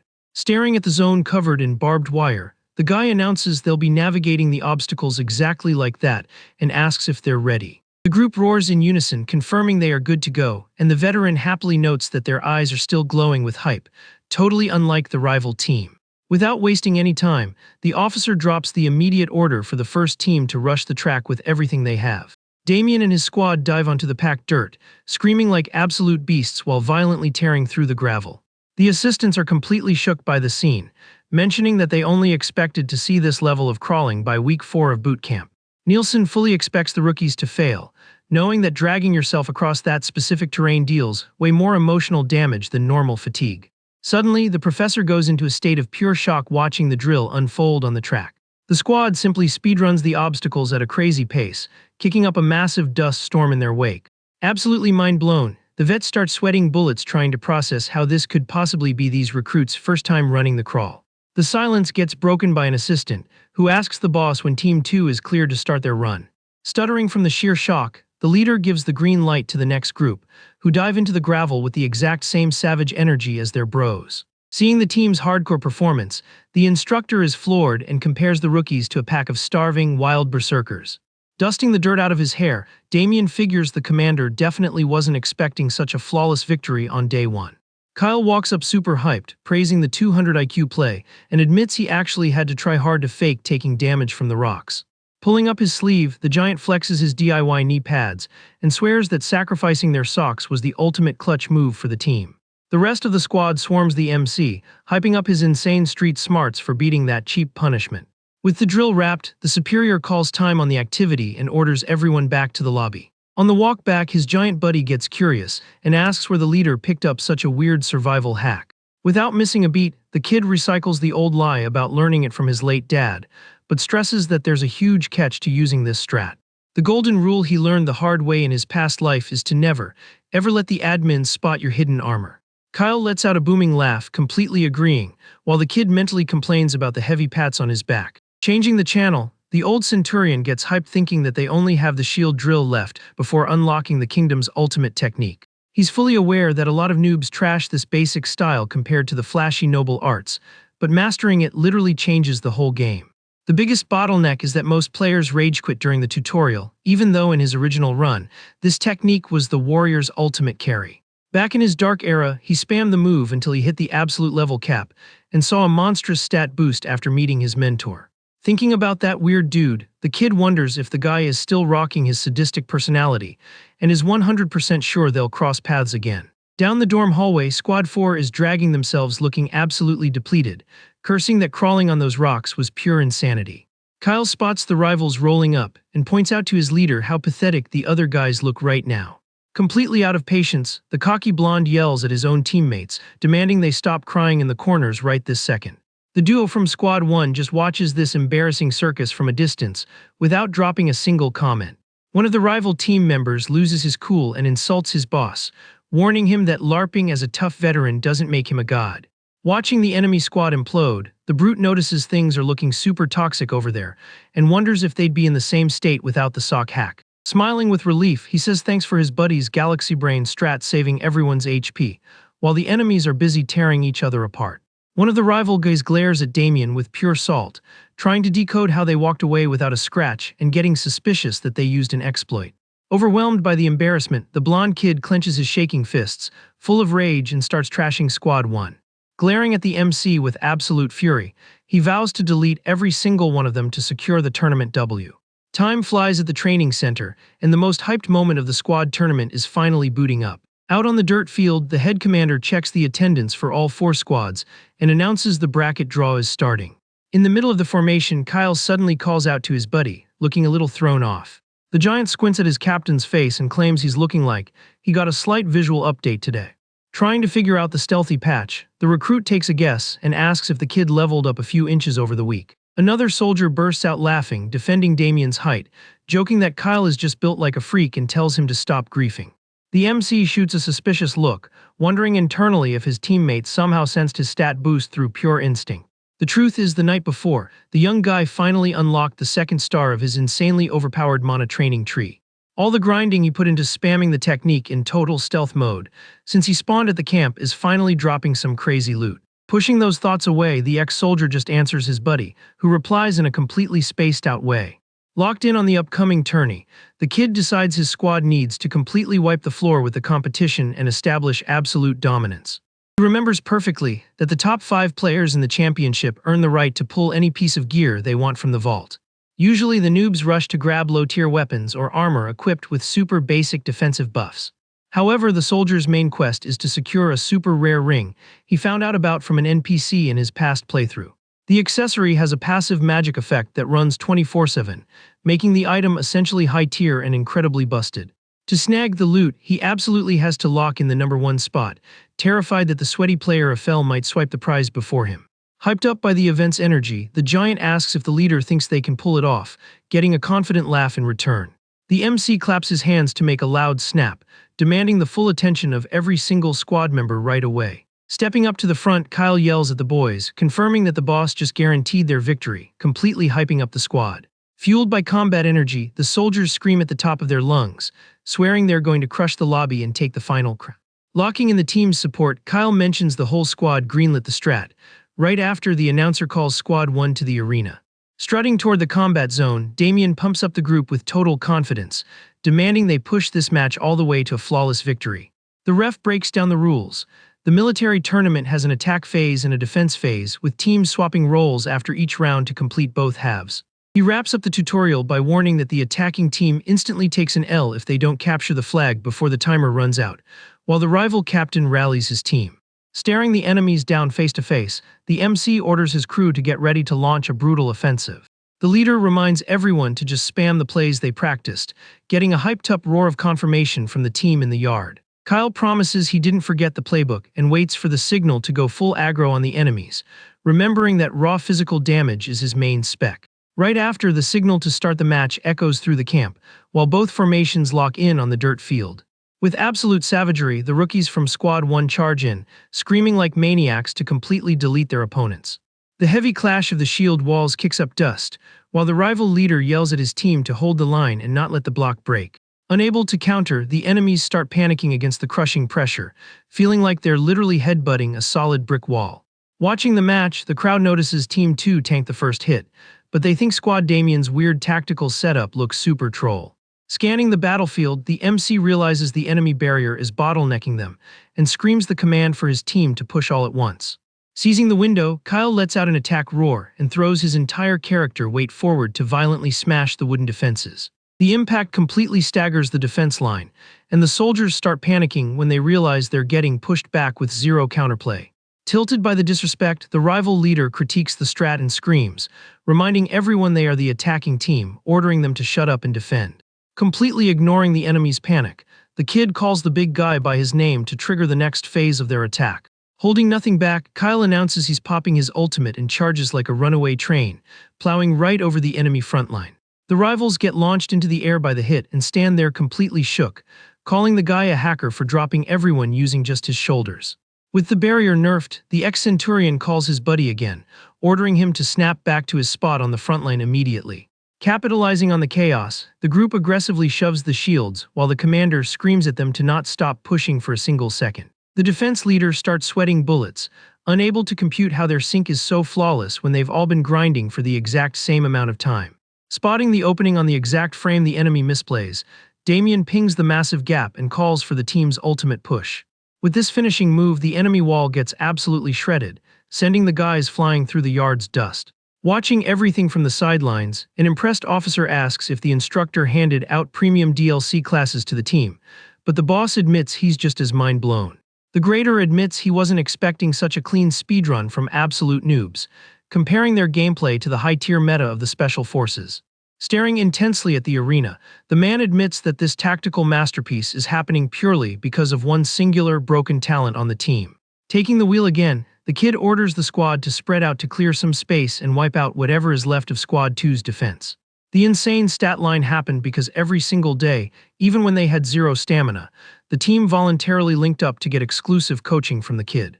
Locked in on the W, the Warriors hold their stance and yell to keep the formation tight, perfectly following the leader's shot calling. Flashing an approving smile, the sergeant admits he totally slept on the kid's shot calling skills, but respects his ability to farm incredible results. With the enemy block totally deleted, the young guy locks onto the backline target and pings the giant about the golden opportunity that just opened up. Kyle flashes a hyped smile while scanning the mess for the red flag, asking where the loot is stashed. Looking at the flag bearer running for his life in the back, the tanky soldier cheers, confirming he locked onto the objective. Realizing they're about to get wiped, the defense leader panics and screams for his teammates to drop the frontline fight and stop the giant. The Mohawk brute laughs at the useless strat, while the enemy team screams in panic, throwing together a scuffed defensive wall. Keeping absolutely zero chill, Kyle mocks the huddled-up enemies, leaving the rival squad totally confused about why he paused his push. Flashing an evil smile, the massive rookie sarcastically drops the reveal that they just walked right into the squad's trap card. The confession leaves the defensive wall totally lost, unable to decode what kind of bait they just took. Seconds later, the sound of rapid footsteps echoes, revealing someone speed-rushing straight over the combat zone. Using his buddy's back as a launchpad, Damien praises the solid assist and catches even more air. Capitalizing on the confusion, the ex-Centurion double jumps incredibly high and clears the clustered enemies with absolute ease. Dropping like a meteor, he violently smashes into the enemy's chest and snatches the red flag the exact second they hit the dirt. The opponent cries in the mud while the ref calls the match, announcing that the attacking team failed because the timer ran out. Hoisting the red fabric like a boss in the arena, the hero wraps up the match with all his teammates popping off like crazy. The grader calls a quick timeout before they flip sides, and an officer casually mentions that Damien is going to sweep the tournament without breaking a sweat. Instantly shooting down the hype, the head sergeant seriously warns that he wouldn't call GG just yet. Pointing his finger at the camp's other arena, the veteran tells his buddy to check out the completely different meta going on over there. Analyzing the absolute stomp that team is pulling off, he wonders if those guys would make the perfect final boss for the Prodigy Kids squad. Steaming with rage in the dirt, a player from the losing squad curses the absolute joke of a situation, spamming insults. The rookie complains that the game plan was to use Squad 3 as a warm-up match before absolutely dismantling Damien's team. Sweating with fear, a teammate cries that the rivals aren't backing down, terrified they'll take an L on attack since they already got clapped on defense. Super tilted by the negative KD ratio, Squad 4's cocky leader demands to know why they forgot the strat and bullies the team into falling in line. Annoyed by the messy comms, a subordinate claps back that the captain should actually carry the frontline instead of complaining from the back, showing the team has zero synergy. Watching the enemy squad argue, Afel's teammate suggests they just rush the exhausted enemies, but gets hit with a chill reply vetoing the plan. The young prodigy smiles and promises that simply holding the shield wall is enough, claiming the other team is about to self-destruct real soon. Instantly buying the logic, the teammate thinks it's terrifying that a 14-year-old noob can calculate the enemy's stamina drain so fast. Watching the fancy kid in the arena, the veteran military guy gets curious about his lore and silently respects the kid's hidden stats. Taking point in the formation, the leader of Squad 3 screams at the team to hold the enemies off and keep the wall rock solid on the dirt floor. Making a dull thud, the attackers violently smash against the heavy wooden defense, failing to move the rival wall even a single pixel. Burned out from trying to force a breach, the impatient opponent trashes the barrier and demands the other team grow a pair and fight them in the open. Afel's buddy perfectly spots the enemy squad's mental and physical boom, totally sure that their extreme fatigue just secured the W. With his HP basically at zero on the dirty floor, a rival soldier cries in pain hugging the shield, announcing his stamina bar is completely empty. Spotting the gap caused by the burnout, the young captain of Squad 3 roars the final shot call to launch a brutal counterattack. Screaming with pure rage, the unit pushes aggressively against the exhausted enemies, aiming to permanently shatter the enemy's scuffed backline. The devastating impact breaks the core defense, and guys start screaming for the wall not to collapse amidst the total panic. Spotting the open lane in the middle of the chaotic map, the commander yells for the blonde kid, knowing this is his moment to hit a clip. Afel sprints from the back like a rocket, ignoring all the side quests around him and zooming across the map with insane leg strength. Using the trapped enemies' backs, the blonde kid turns the pileup into a ramp to reach the top of the barricade. Executing a frame-perfect jump, the guy flies over the mess, dodging the totally unready defensive wall. Dropping fast from the sky, the skilled kid slices the air with his wooden knife, ready to delete anyone standing in his landing zone. Letting out a massive boom, the impact kicks up dust and completely blinds the guys guarding the target, while everyone gets knocked out cold by the violent hit. The spoiled kid witnesses the total wipeout from afar and curses his teammates through tears, having zero clue how he's going to face Damien's squad carrying a massive. Pure dread creeps up the defeated captain's spine as he finally realizes his epic fail just got broadcasted to the graders. Watching the pathetic ending of that cocky squad, the hero calls GG from a distance the exact second the ref declares Afel the winner. Watching the other team pop off, the MC confirms Afel is on another level and is absolutely sure he's going to be a sweaty matchup in the finals. Locking eyes with the opponent from afar, the kid figures the sweatiest fight of the bracket is going to be against Squad 3. Hyped for the upcoming boss fight, the old soldier internally hypes up his thirst for battle and calls that they'll meet in the grand finals. The break gets cancelled by the instructor's loud bark, ordering all teams to load back into the combat arena immediately. Waiting in line, Kyle gives Damien a heads up that their next match is against Squad 4, and guesses the rivals will try to sweat for some points since it's their final game. Popping his knuckles with pure hype, the giant promises to completely rearrange the face of the guy who insulted the captain and tells the team to just clear the lane. The kid greenlights the play and notices from afar that the enemies are physically nuked, and their team synergy is officially dead. Staying locked in, the young hero decides he is absolutely not showing a single drop of mercy to that clown car of a squad. The game plan is to shred the enemies even faster and harder, a strat that totally satisfies his teammates who are starving for revenge. With a crazy glow in his eyes, Damien orders his team to stay 100% focused so they can wrap this up in the blink of an eye. The battalion immediately confirms the order with smiles, showing they are fully loaded in for a massacre. Holding the red banner straight up, Squad 1 gets into a flawless formation on the dirt arena. On the flip side, the enemies are holding the blue flag, shaking like leaves in an incredibly sloppy formation. Staring down the victims, the MC just waits for the instructor's official scream to flag the start of the rush. Without wasting a single frame, the team explodes aggressively into the enemy lines, kicking up a massive dust cloud. The head-on collision makes the whole arena shake, while dirt flies up from the heavy thud of the gear. The leader scans the rivals' stance and notices their debuffs are so bad that the first push is going to be enough to break them. But just to style on them and guarantee a flawless finish, he decides to completely shatter the enemies so bad they'll never even think about queuing up again.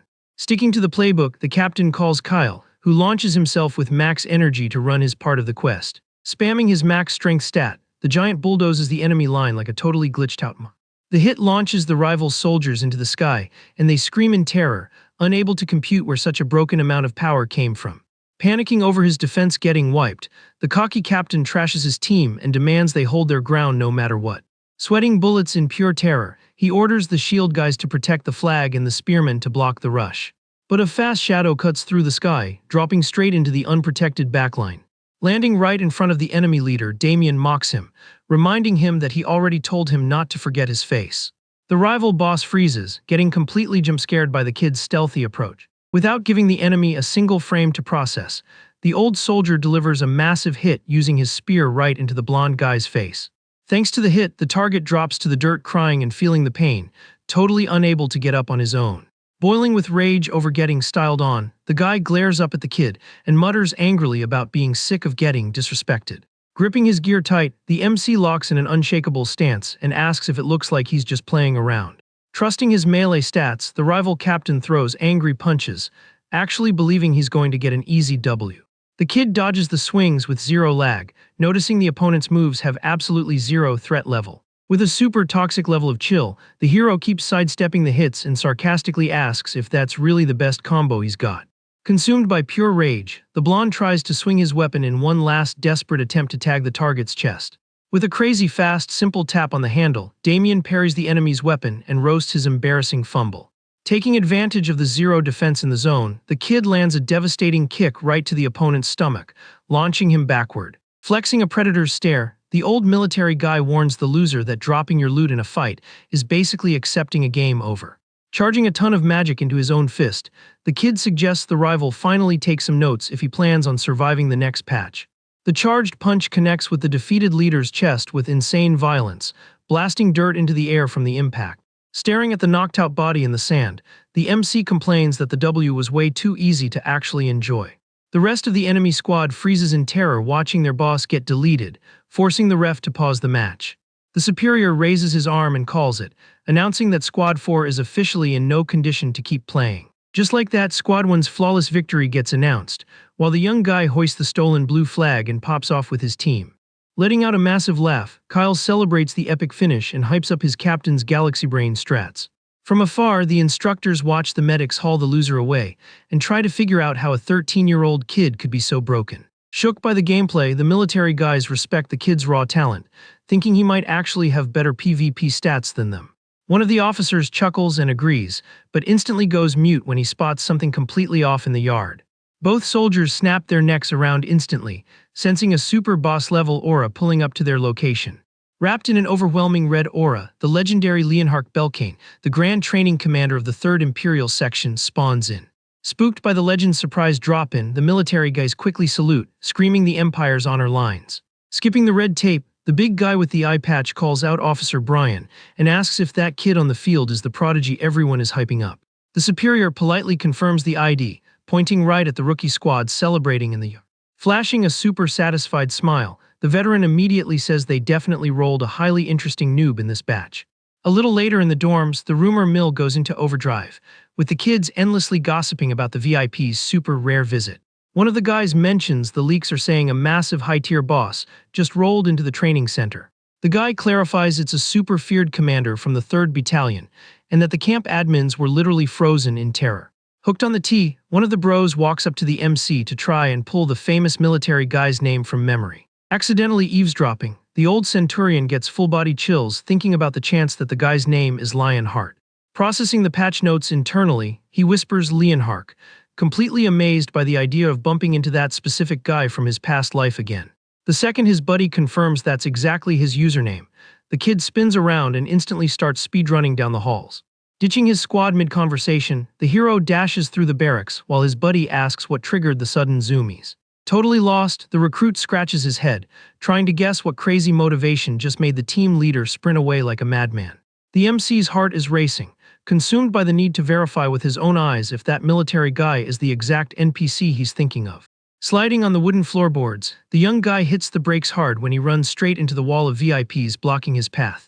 The eyepatch warrior stops and locks onto the kid instantly, recognizing him as the prodigy he was scouting earlier.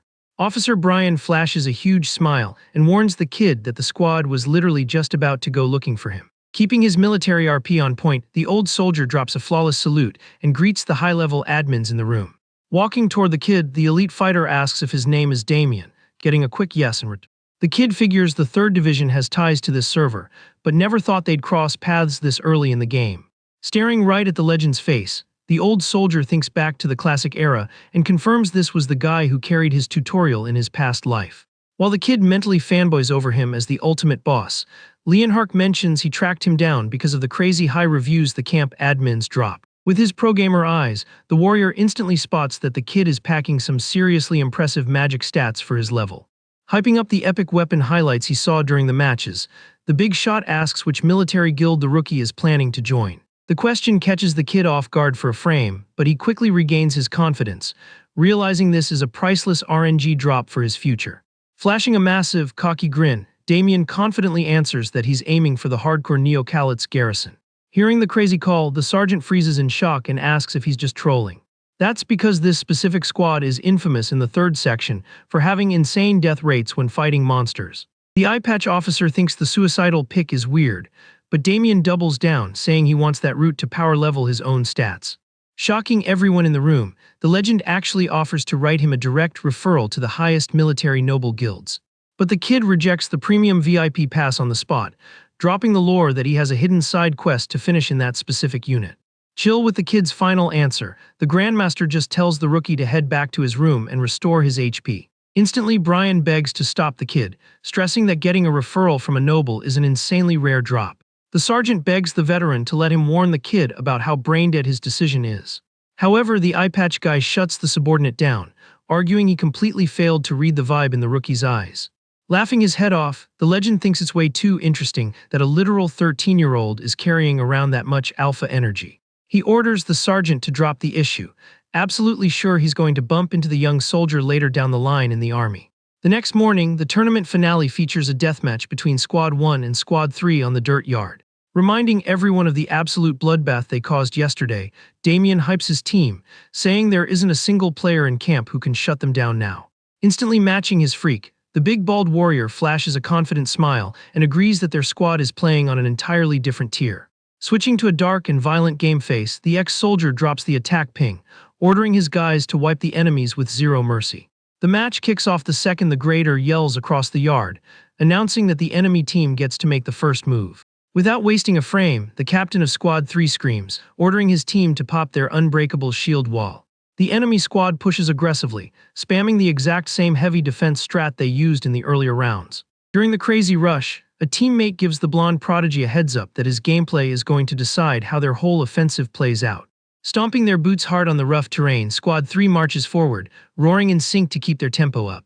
The heavy barriers crash violently in the middle of the dirt arena, causing a loud boom and kicking dust everywhere.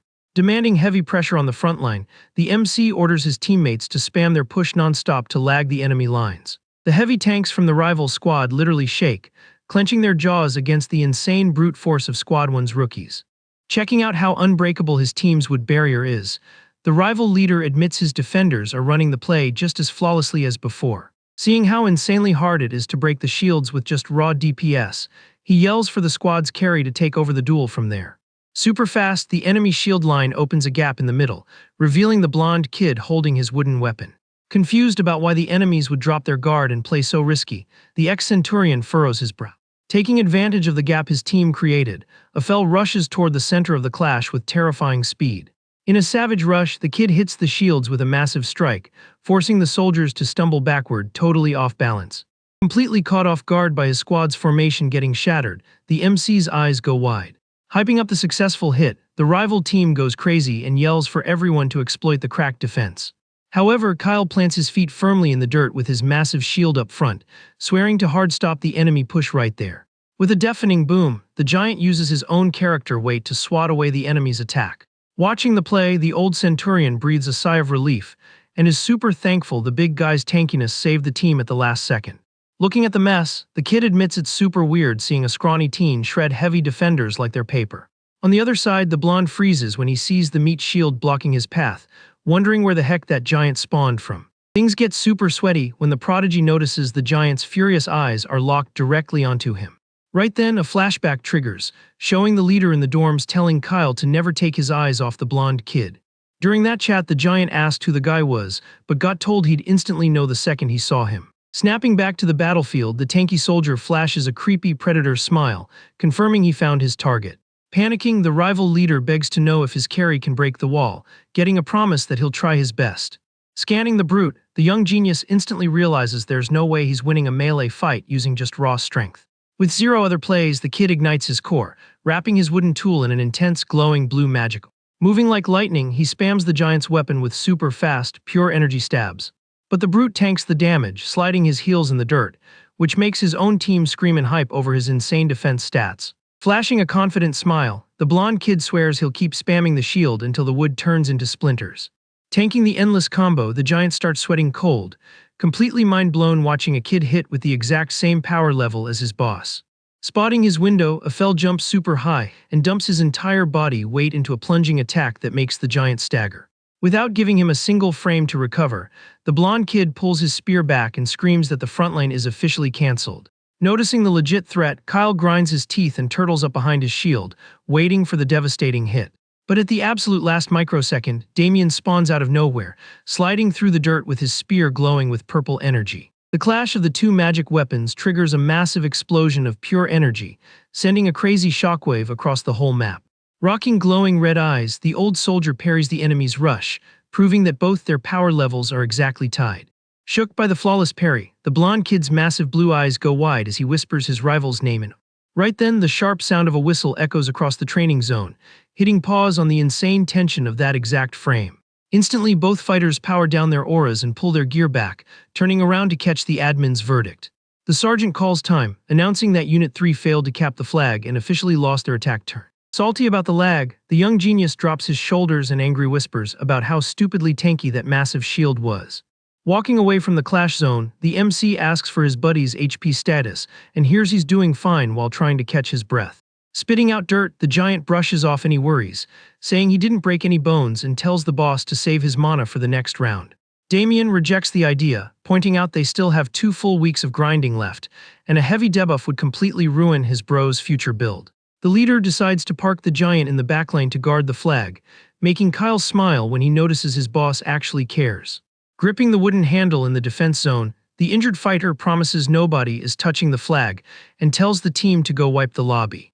Standing in the middle of the arena, the head instructor throws his arms up, telling the squads to swap sides for the final phase. Knowing his squad's stamina bar is flashing red, the kid huddles everyone up and declares they are absolutely not dragging this match to the time limit. Squinting with a super intimidating aura, the young guy guarantees with 100% confidence that this game ends in 5 minutes. Feeling the weight of the shot caller roll, the ex-centurion grips his spear tight and locks in his stance, ready for the speed rush. The whistle blows and Squad 1 launches a hyper-aggressive push, crashing into the enemies like a dirt avalanche. Leading the crazy charge, the MC swears he's going to cap the flag before the timer runs out to secure the ultimate W. The camera focuses on the two massive formations clashing again in a pure test of raw stats and survival. Dodging wooden swings in the middle of the chaos, the kid smiles to himself, realizing this bootcamp tutorial is finally wrapping up. The guy is fully aware he went try-hard mode coaching these total noobs, upgrading them into actual elite players. But now that the squad can hold their own without him babysitting, his personal side quest is to make sure the server admins never forget his username. Flashing a toxic, arrogant smirk, the fighter swears everyone in the kingdom is going to remember the name Damien. Scanning the enemy wall from a distance, he figures out that deleting the squad of a prodigy like Afel is the perfect way to lock in the title of #1 rookie. Reading the map from afar, Afel guesses the enemy is trying to camp their own flag because they burn too much stamina and leading an attack would be a throw. Since the enemy commander is chilling in the backline guarding the blue flag, a 1v1 boss fight is basically guaranteed. The Greater screams the start call, greenlighting Squad 1's rush and Squad 3's defense, kicking off the grand finals. Taking the wheel on the attack, Damien orders the squad to stay locked in and sprint at max speed right from frame 1. Watching the hyper-aggressive push, a defender is totally mind-blown that the rookie's formation hasn't broken, even at that crazy speed. Spooked by Team 1's power level, the rival boss screams for his tanks to raise their shields and keep their eyes glued to their leader. Sprinting across the dirt, the MC Chill thinks to himself that all this panicking is totally useless. Charging his weapon's energy bar, he queues up a heavy strike and promises himself he's going to one-shot the enemy line. With a massive jump, the ex-centurion lands, slamming his purple glowing spear right into the opponent's front line. The violent hit shatters the defensive gear, making the recruit scream in panic when he realizes his shield just got pierced. Exploiting the massive gap, the young guy hits the ground spamming attacks, dropping enemies into the dirt on easy mode. After busting the wall, he yells out to ping the team that the window they were waiting for is finally open. Pure panic takes over the rival team's backline, and they start screaming for someone to block that terrifying push. Keeping his DPS high, the young commander pushes through the gap, totally sure this is the perfect frame to wipe the enemies. With the objective locked in, the fighter's eyes literally glow as he scans the chaos for his main target. Throwing rapid-fire strikes, the MC bulldozes over the recruits who are desperately trying to body block the lane. Spamming his insane agility stats, he glides through the confused defenders, juking every single enemy trap. The fighters hit the floor complaining about their HP, while some whine that they rolled an ankle during the crash. Stepping over the downed enemies, Damien yells for his team to instantly regroup. Covering the rear with his shield, the giant is completely shocked by his bro's glitch speed, wondering if he already leveled up that high. Watching the flawless rush, the rival leader freezes, completely unable to process the kid's speed, and admits he's the ultimate threat on the board. Keeping his cool, the blonde kid scans the map and figures that just CCing the prodigy is enough to save the flag. Locked in, Afel steps up and tells his squad to camp the flag, announcing he's going to personally intercept the enemy's rush. The rival commander sighs, salty about his own skill issue, thinking it's a total joke that he needs a kid to carry him during a clutch moment. The two prodigies finally square up on the dusty field, making the old centurion think this is the ultimate final boss fight. Facing the opponent's terrifying blue aura, the fighter remembers the epic future lore of the kid who eventually ranks up to general. With a sudden dash, the blonde kid attacks with his spear ready and drops a quick battle cry. Focused on the hitboxes, Damien figures this is the perfect chance to stress test his stats against a top-tier player. Using his crazy fast reflexes, the MC dodges the thrust, quickly realizing the first hit was just a bait. Catching on to the enemy's mind games, the kid's face lights up with hype as he drafts his own counterplay. Launching a savage combo, the blonde throws a legit lethal attack, forcing his rival to stop trolling and actually sweat. The glowing wooden handle slices through the air with insane energy, flexing the real stats the kid was hiding. With pixel-perfect accuracy, the ex-soldier crosses his weapon to parry the strike, leaving his opponent totally confused. Capitalizing on the enemy's stun frame, Damien uses the knockback to create some distance and claim some stage control. Flipping his core on, the MC buffs his weapon with purple magic and tells his buddy to unleash his max DPS. Pulling off an epic jump, the fighter swears he'll dump all his mana to completely shatter the enemy's guard. With absolute savagery, the old centurion drops a guaranteed hit right on the blonde kid's coordinates. Running on pure survival instinct, the young genius raises his spear, trying to tank the devastating plunge attack. The clash completely rocks the blonde kid, who realizes that monstrous strength is going to easily break his shield. Getting dragged through the dirt to bleed off the kinetic energy, Afel wonders if his opponent is actually a noob, or if he's hiding a crazy backstory just like him. Absolutely mind blown, the blonde can't compute how someone so low-level is controlling magic energy like a top-tier pro. Faced with the opponent's terrifying aura, the prodigy instantly regrets running into such a massive skill check during a basic tutorial mission. Strolling across the dusty map with slow, confident steps, Damien drops a dark one-liner, announcing it's time to hit the game over screen. Funneling even more mana into his weapon's tip, the MC warns him that blocking this next attack is going to be literally impossible. Giving him 0 frames to react, the kid buries a devastating strike so fast it completely cancels any chance of dodging. Thanks to the absolute nuke of a hit, the blonde kid's body gets launched, slamming hard into the dirty ground of the arena. Letting out painful groans from the massive damage, the young guy can't even get up and just struggles to refill his stamina bar. Without any more roadblocks in his lane, the ex-centurion speedruns straight to the main objective of the trial. Crawling in the dirt, the defeated prodigy mutters toxic complaints when he sees the flag is totally undefended. The blue flag waves all by itself in the arena, signaling the absolute massive throw of all Squad 3's grinding. Hoisting the stolen banner up to the sky, the MC hears the admin scream, confirming Squad 1's flawless victory, followed by the crowd going wild. Sprawled in the dirt, the blonde prodigy watches the pop-off with the salty look of a guy who sweat his hardest and still took the L. Dropping the celebration, Damien slowly walks over to his defeated rival and offers him a hand, showing some legit good sportsmanship. Saying GG, the winner says thanks for the sweaty match, while the blonde kid returns the hype, promising he's going to take the W next time they queue up. Trolling a bit, the kid suggests they should totally do a queue next time, since he highly doubts he can solo that raid boss again. The rich kid tells him to stop smurfing, while the fighter thinks taking this L might actually turn the guy into an even sweatier player in the future.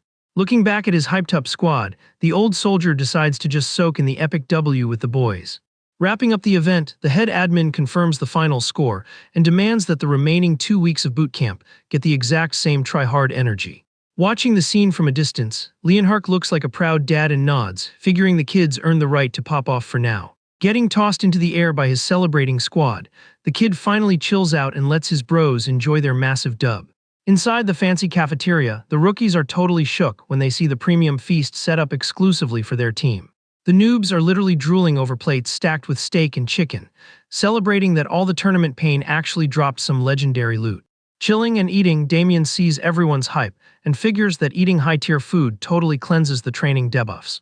During a quick quiet moment, the fighter gets a little bummed that his old mentor logged off before they could actually chat a bit more. Right then, Sergeant Brian walks up to the table asking if there's an open slot, and the kid says yes with maximum politeness. Switching to a serious tone, the vet asks if the rookie is really going to throw away that premium referral from the famous Leonhardt. The guy stands his ground on his choice, which makes the boss shake his head, super salty about watching such an ultra-rare drop go to waste. Trying to lighten the mood, the military guy chuckles and drops a cryptic comment, asking if the kid has checked the latest patch notes. The officer spills the tea that the eye patch guy also sent a felon invite to join the Knights, and asks if the kid knows what the answer was. Without looking shocked at all, the MC promises he totally backs his bros' play, saying everyone gets to choose their own skill tree. The crazy high maturity of that answer makes the sergeant burst out laughing, joking that the commander of Squad 1 is actually a super annoying guy to deal with. The admin admits he went over there to try and change the kid's mind again, but realized it's totally useless arguing with someone that's stubborn. Raising his glass in the middle of the room, Brian calls for the squad's attention to hype up their absolute sweatfest over the past 2 weeks. Turning back to Damien, the vet wishes him GG's for his future and drops a jump scare, warning him that tomorrow's grind is going to be even worse. Hyped about the W and the premium food, all the members raise their glasses in a toast to the absolute glory of the kingdom. Time speeds by at the training center, and the final week of the military tutorial finally boots up for the noobs. Out on the dirt field, the recruits spam their spear attacks with max power, while the admins keep screaming for higher attack speed and stamina.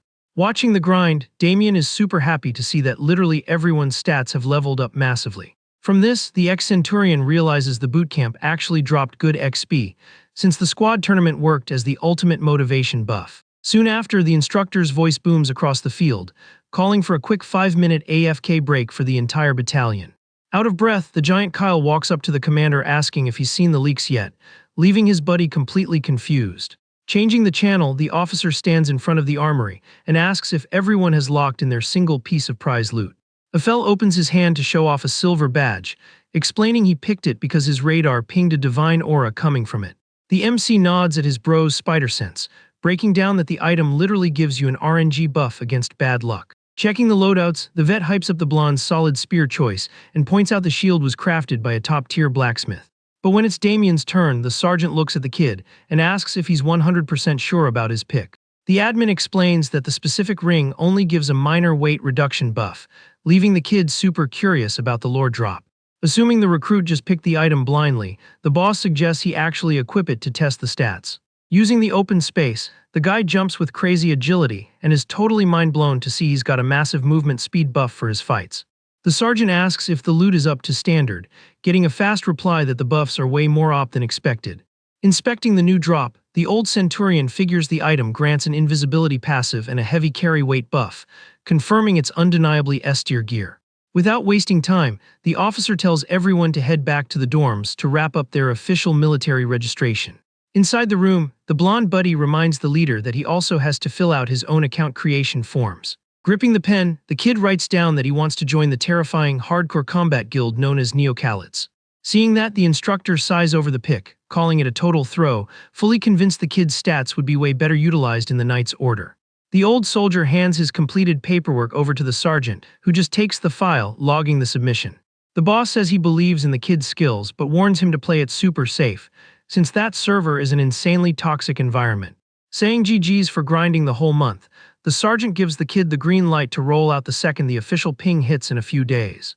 Right then, the room's door clicks shut, officially ending the cutscene between the two fighters. Walking down the empty hallway, the MC thinks about his mixed feelings on starting this new questline, until he hears someone screaming his username. The guy looks back and catches Aphel speedwalking towards him, saying he literally just got the leaked info from the sergeant. Super tilted, the blonde kid asks why a top-tier player would reject the cavalry, but his buddy just replies that he doesn't fit the meta there. The prodigy drops his head in a quick silence before dropping the news that he accepted the legendary Leonhardt's invite to class change into a knight. Patting his bro on the shoulder, the ex-centurion guarantees it was a 200 IQ play, and that he's going to farm massive XP there. Aphel lets out a sarcastic laugh, thinking it's hilarious that his buddy is hyping up the exact same premium pass he just threw in the trash. Stressing over his ally's endgame, the future knight points out that the chosen squad is literally a meat grinder and begs him to play safe. The two prodigies lock in a solid handshake, while the blonde kid promises they are 100% going to queue up together later. Flexing unshakable confidence, the young guy just says thanks for the legit support from his former bootcamp rival. Turning his back and walking down the hall, the MC wonders to himself if the kid even knows about the epic questline waiting for him. Flashing a sharp smile, he pictures the chance of his buddy evolving into an even more broken raid boss, and admits he's super hyped to watch the gameplay. The old soldier fixes his skin and switches focus, figuring it's time to trigger the final farewell cutscene with his old squad. Reaching the barracks, the leader finds his entire party grouped up for the last time in the middle of the training hub. Totally failing to hold back tears, Kyle screams his buddy's name and desperately sprints right at him.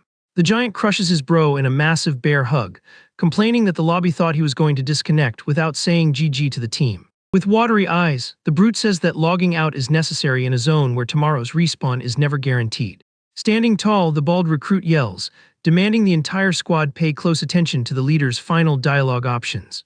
Looking at his subordinates, the MC smiles and praises the insane grind every single player put in. The unit pops off, throwing their hands up, showing respect for the tutorial and sending out RNG blessings for the upcoming boss fights. Lugging his inventory on his back, the guy finally walks out the training center doors and heads straight for the kingdom's political hub. Hitting the center of the city, the young guy casually strolls down the cobblestone streets until he hears an NPC calling his name. He turns his head a little confused, trying to scan who would be tracking him at this specific coordinate. To his surprise, the girl Dial walks up smiling and mentions it's been a minute since they last partied up. Flashing the paperwork in front of the massive trade building, the girl says she sorted out all the details for his investment portfolio. Chilling in the quiet room, the blonde lady breaks down that the projected ROI is 3% of the guild's net profit. Checking the stats on the paper, the guy is genuinely amazed by the flawless setup and transparent economy of the merchant guild. The girl asks if he has any lingering questions about the trade, but the guy promises the contract is god tier and has 0 bugs. The MC hits accept on the trade window, and the employee says the collateral cash is already being spawned into the room. The heiress suggests drafting a super detailed contract, but gets totally jump scared when her business partner just declines the formal paperwork. With crazy amounts of chill, the young guy explains that contracts are only needed when the trust meter is at absolute 0. The blonde lady just stares at the guy without typing in chat for a second, openly admitting that he is an incredibly weird NPC. Cutting the chat short, the worker drops a heavy loot box on the table, announcing the agreed-upon gold is stashed inside. The second the container is unlocked, Dial's eyes go wide, completely mind-blown by the shiny loot rendering inside. With a shaky voice, she points out that the quest log said 300 coins, but there's clearly over 500 raw gold coins sitting in the box. Keeping his poker face, the old centurion explains that the bonus loot is just a little tip for her flawless customer service performance. The girl starts panicking, wanting to instantly patch the paperwork to include the new digits, but the guy calmly hits decline. The guy quietly figures she had every reason to lowball him because of his low level, but she chose to play it like a legit top-tier merchant instead. Changing topics, the trader brings up his recent bootcamp graduation and asks what zone he's fast-traveling to next. Being straight up, Damien announces he's heading west to join the hardcore Neo-Calites guild, right next to the Nightmare Forest. The heiress jumps out of her chair in a panic, totally triggered that the server's top rookie picked a spawn point like that. Flashing a sarcastic smile, the MC jokes that if he gets a game over out there, his entire stash goes straight into her guild's bank. But the woman instantly gets salty, scolding the young guy and demanding he never drop dark jokes like that in her lobby again. Getting lectured, the ex-soldier is surprised that underneath that cute skin, there's a player with a solid backbone and sharp attitude. Getting back to the main quest, the girl asks for the exact release date of his trip, hearing that he's logging out of town in exactly 3 days. Speed-looting his gear, the girl says bye, swearing she's going to invest the entire bag with god-tier strats. As soon as the door shuts, the young guy lets out a relaxed sigh, happy he managed to clear the economy side quest without any major lag. Stretching his avatar, he decides to exploit this downtime to eat the server's best food before getting stuck in that cursed jungle map. Sticking to his word, the fighter spends his nights wailing at the taverns, with massive mugs of booze and insane amounts of barbecue. The food buff grinding goes all the way into the morning, with the kid inhaling giant snacks while casually exploring the kingdom's sidewalks. After maxing out his food meter, he crashes on his rented bed and completely logs off into a heavy, well-deserved sleep after weeks of hardcore grinding. When the timer hits 0, the MC equips his backpack and checks the minimap to start his massive cross-country fast travel. Doing an inventory check, the guy makes sure he packed all the essential survival items for the high-risk trek to the middle of nowhere. But the piece shatters when he turns his camera and is absolutely mind-blown by the scene rendering right in front of him. Dropping a booming laugh, the giant Kyle spawns in the bushes, announcing he already dropped a spoiler about their quick reunion. The kid says his buddy's name in pure disbelief, wondering why this massive brute intentionally pulled such an insane troll move. The soldier holds out a fist bump, asking if the commander seriously thought their duo queue would just end at the tutorial zone. Throwing his heavy arm around his bro, Kyle drops the lore that he joined the exact same guild, and cockily declares they're going to carry the whole server together. Getting back on the path through the dense woods, the brute asks his partner if they shouldn't just hit the road already. Suddenly, though, the buddy grabs the kid by the shoulders to force a pause, which leaves the leader totally confused by the lag spike. Popping up out of nowhere, the young Dial arrives completely out of breath, relieved she managed to catch them before they despawned. The old Centurion doesn't get the random encounter, and wants to know what the Trade Guild heiress is doing in the middle of a forest zone. Playing the ultimate support class, the girl explains she spawned a premium mount after checking the insane distance to the military outpost. Pointing at the luxury ride, she announces she maxed out the inventory with non-perishable rations and a bunch of utility items for the long escort mission. The guy asks why she's handing out such a massive buff, and the merchant claps back that she's just paying forward the trust points he gave her. Explaining her guild's TOS, the girl swears she spent her recent downtime farming these items to keep her karma meter perfectly balanced. Watching the cutscene up close, the giant praises the girl's attitude, while the commander just hopes she fast travels back safely. Trolling the moment, Dial points out that this is literally just another investment, since the young guy himself ordered her to heavily fund the future. Letting out a real laugh, the MC realizes the girl has a terrible bluff stat, but internally agrees she's a super interesting NPC. Wrapping up the chat, the young recruit says bye, letting her know they'll cross paths in a future update, which the girl happily confirms. Without lagging, the kid jumps into the premium ride, ready to tank the rest of the massive escort mission. The transport rolls down the dusty road, while the blonde girl spams the wave emote from afar to say bye to the duo. The road trip speeds through the wasteland map, heading straight for the terrifying military base of the extermination squad. Bouncing around inside the ride, the brute rages at the buggy terrain, complaining about the trash pathing, but his buddy points out that walking would drain their stamina way worse. Rolling up to the massive wooden gates, Kyle spots the city's defenses, but the kid thinks the totally empty server is super sus. Leaning back in his seat, the commander guesses the NPCs are either hiding from mob aggro or grinding gathering quests inside the local forest. The real lore is that most of the zone's players survive by farming a super rare healing herb right in the middle of the high-level jungle. This specific plant slaps you with a heavy fever debuff if you eat it raw, but crafts into a god-tier painkiller if you brew it right. Since basically the entire Empire's supply drops from this one zone, the locals don't have the option to drop the gathering quest, even with the crazy high mob aggro. The second they hop out of the ride, the giant warns the kid to pop sprint so they can finally reach the local military hub. The two noobs walk slowly down the empty, dark streets of a town that looks more like a cursed Halloween event map. Feeling the heavy debuff in the air, the brute gulps and calls out to the old soldier, totally spooked about what's coming next. Pointing at a super creepy, ruined building at the end of the road, the soldier asks if their spawn point is inside that haunted house. While his buddy doubts anyone could actually live in a ruined map, the hero detects a heavy scent of blood hovering in the zone. The old Centurion goes into max alert mode and warns his partner about fast-moving hitboxes approaching the entrance. Right then, the massive iron gates of the fort start opening, dropping a heavy sound effect that echoes through the dead street. A squad of completely shredded fighters limps out of the hub, carrying their knocked-out teammates who are rocking critical HP damage. The blood-stained armor on one of the guys displays the official clan tag of the terrifying Neo-Calit's death squad.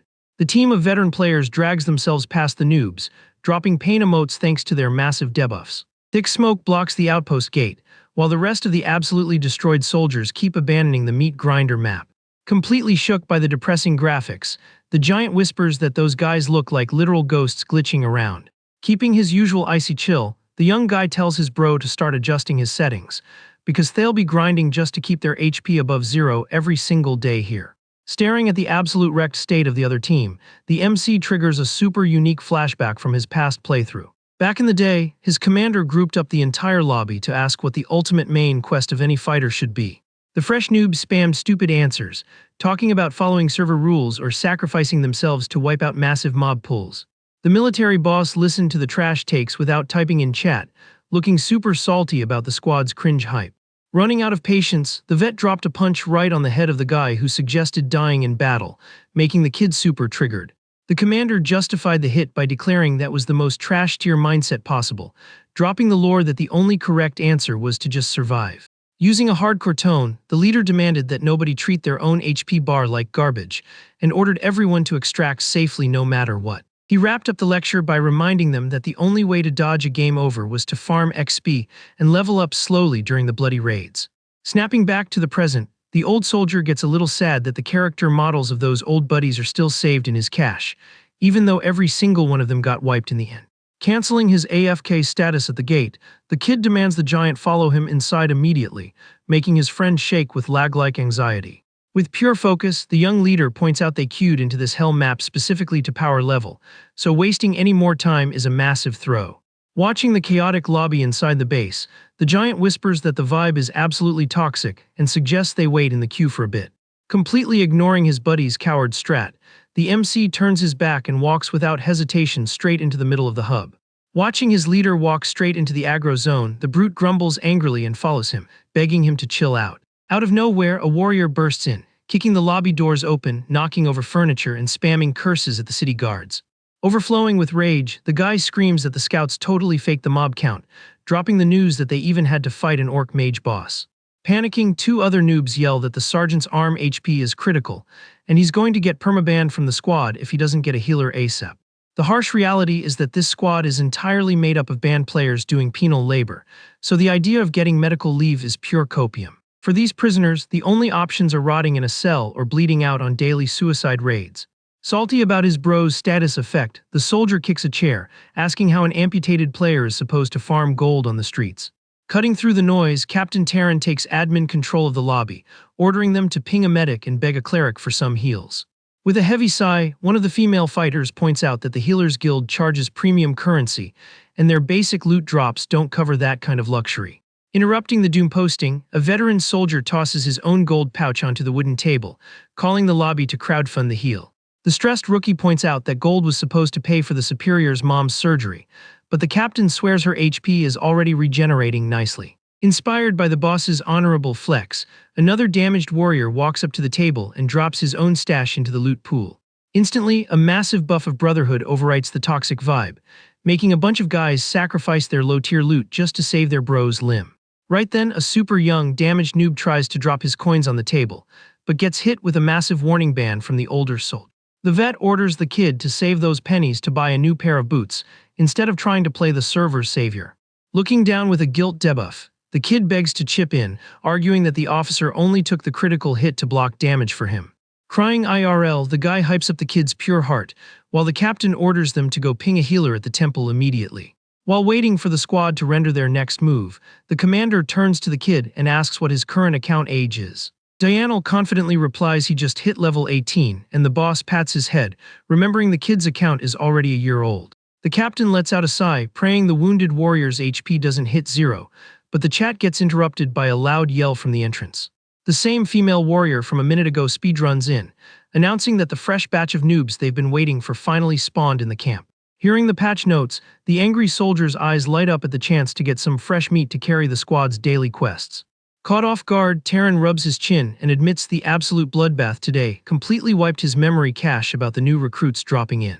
Switching back to boss mode, the commander calls the newest recruit's username, who instantly snaps to attention, ready for the next quest prompt. Throwing an arm around the wounded kid's neck, the vet leads the party toward the main hall so they can clear this bug real quick. Flashing a friendly smile on his dirt-covered face, the leader tells the kid it's time to queue up and meet his new recruits face-to-face.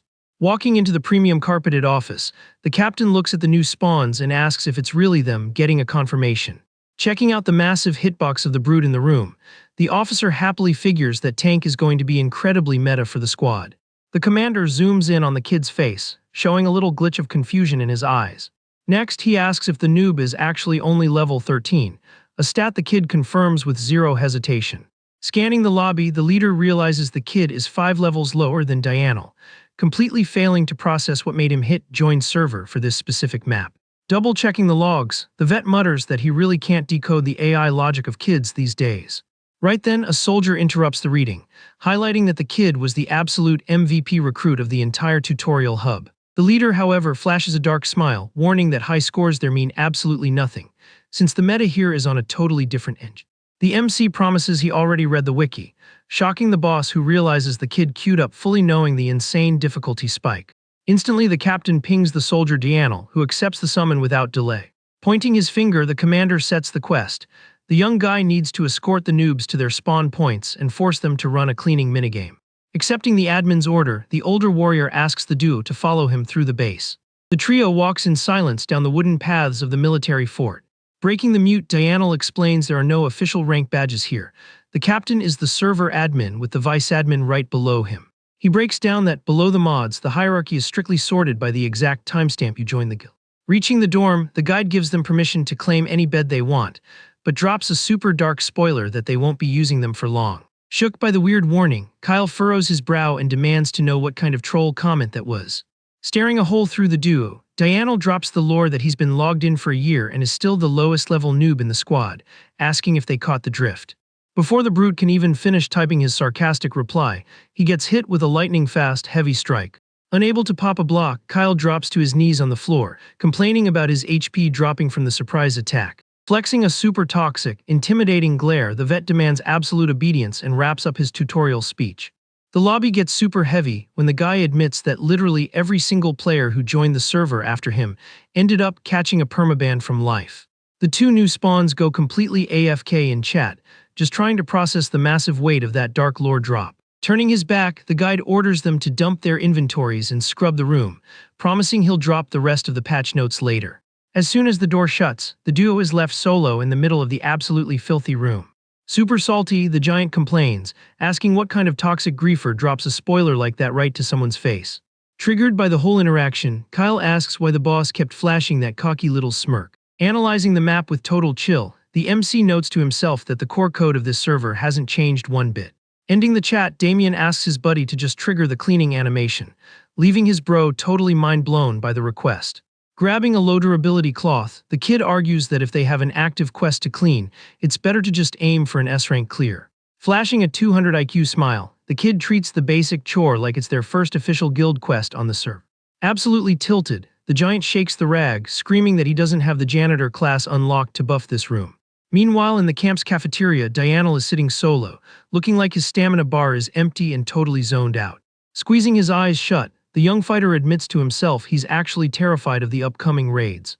He remembers how much emotional damage it does to watch fresh players join the squad, only to accidentally add them to his friend list. The flashback of the veteran players burning their HP to tank hits for the noobs during raids pops back up to haunt his cache. Replaying the trauma, he remembers the promise that it would be an easy escort mission, and they just had to hug the backline. The brutal reality, though, proved that dropping your guard for a single frame was enough to trigger a total party wipe. The young guy realizes that this extermination guild is basically just an endless loop of those hardcore wipes. Opening his dead-looking eyes, he admits he just unequipped his empathy for new players, since a game-over screen was basically guaranteed for all of them. But this new duo is giving him a massive debuff of anxiety, keeping him extra suspicious because of that weirdly cryptic kid. Interrupting his AFK moment, an admin pings the young guy to let him know his boot repair quest is complete. The youngest vet grabs the loot from the counter and drops a tide to the NPC for the fast crafting time. Trying to start some small talk, the guy asks if those clueless-looking players at the front gate earlier were the highly anticipated new spawns. He mutters that the guys look so low tier he actually thought they belonged to the guard faction, feeling bad for the fresh meat. Wanting to skip the dialogue tree, Dianel says bye to the guy, promising he'd re-queue for a chat later. Once outside, the young guy equips an evil smirk, deciding to head to the dorms and completely shatter the noob's morale. Walking back, the warrior remembers that in this server, pride and confidence are just debuffs that fast-track you to a respawn screen. Opening the door using stealth mode, he peeks into the room, hoping his targets were still stuck in the cleaning animation. But the veteran's eyes go wide with pure shock when his screen renders the absolutely unreal graphics inside the room. Buffing the furniture, the MC spots the admin and drops a super casual greeting. The dorm literally has a shiny particle effect, while the kid pings the boss, waiting for him to grade their quest progress. Totally stunned, the other players stack up at the door, with the captain asking what level of torture was just inflicted on the noobs. Sweating bullets, the guy stammers in pure panic, trying to defend himself by saying he didn't trigger any griefing actions against the duo. Holding a bucket, Damien reports they completed the quest objective and asks the boss to run a scan to see if they missed any spots. Staring at the impossibly clean textures, Dianel remembers everyone usually just fakes the cleaning animation, totally unable to compute how they unlocked this tier of polish. Shaking with anxiety, the spooked guide assumes this must be some galaxy brain toxic strat designed to undermine his admin privileges. Shattering the heavy lag in the room, the base leader just bursts into a loud, genuine laugh track. The boss hypes up the S-tier service, joking it looks like the devs just patched in a completely new dorm model. The squad watches the cutscene totally confused, whispering in chat about how the hardcore commander is actually using the laugh emote. Snapping back to serious mode, the base admin orders the two noobs to step up to him right now. Zooming in on the duo, the guy asks if they really solo cleared the entire room, getting a super proud yes in return. Squinting his eyes, the commander asks why they grinded the room to max polish, since they easily could have just used the skip button on the chore.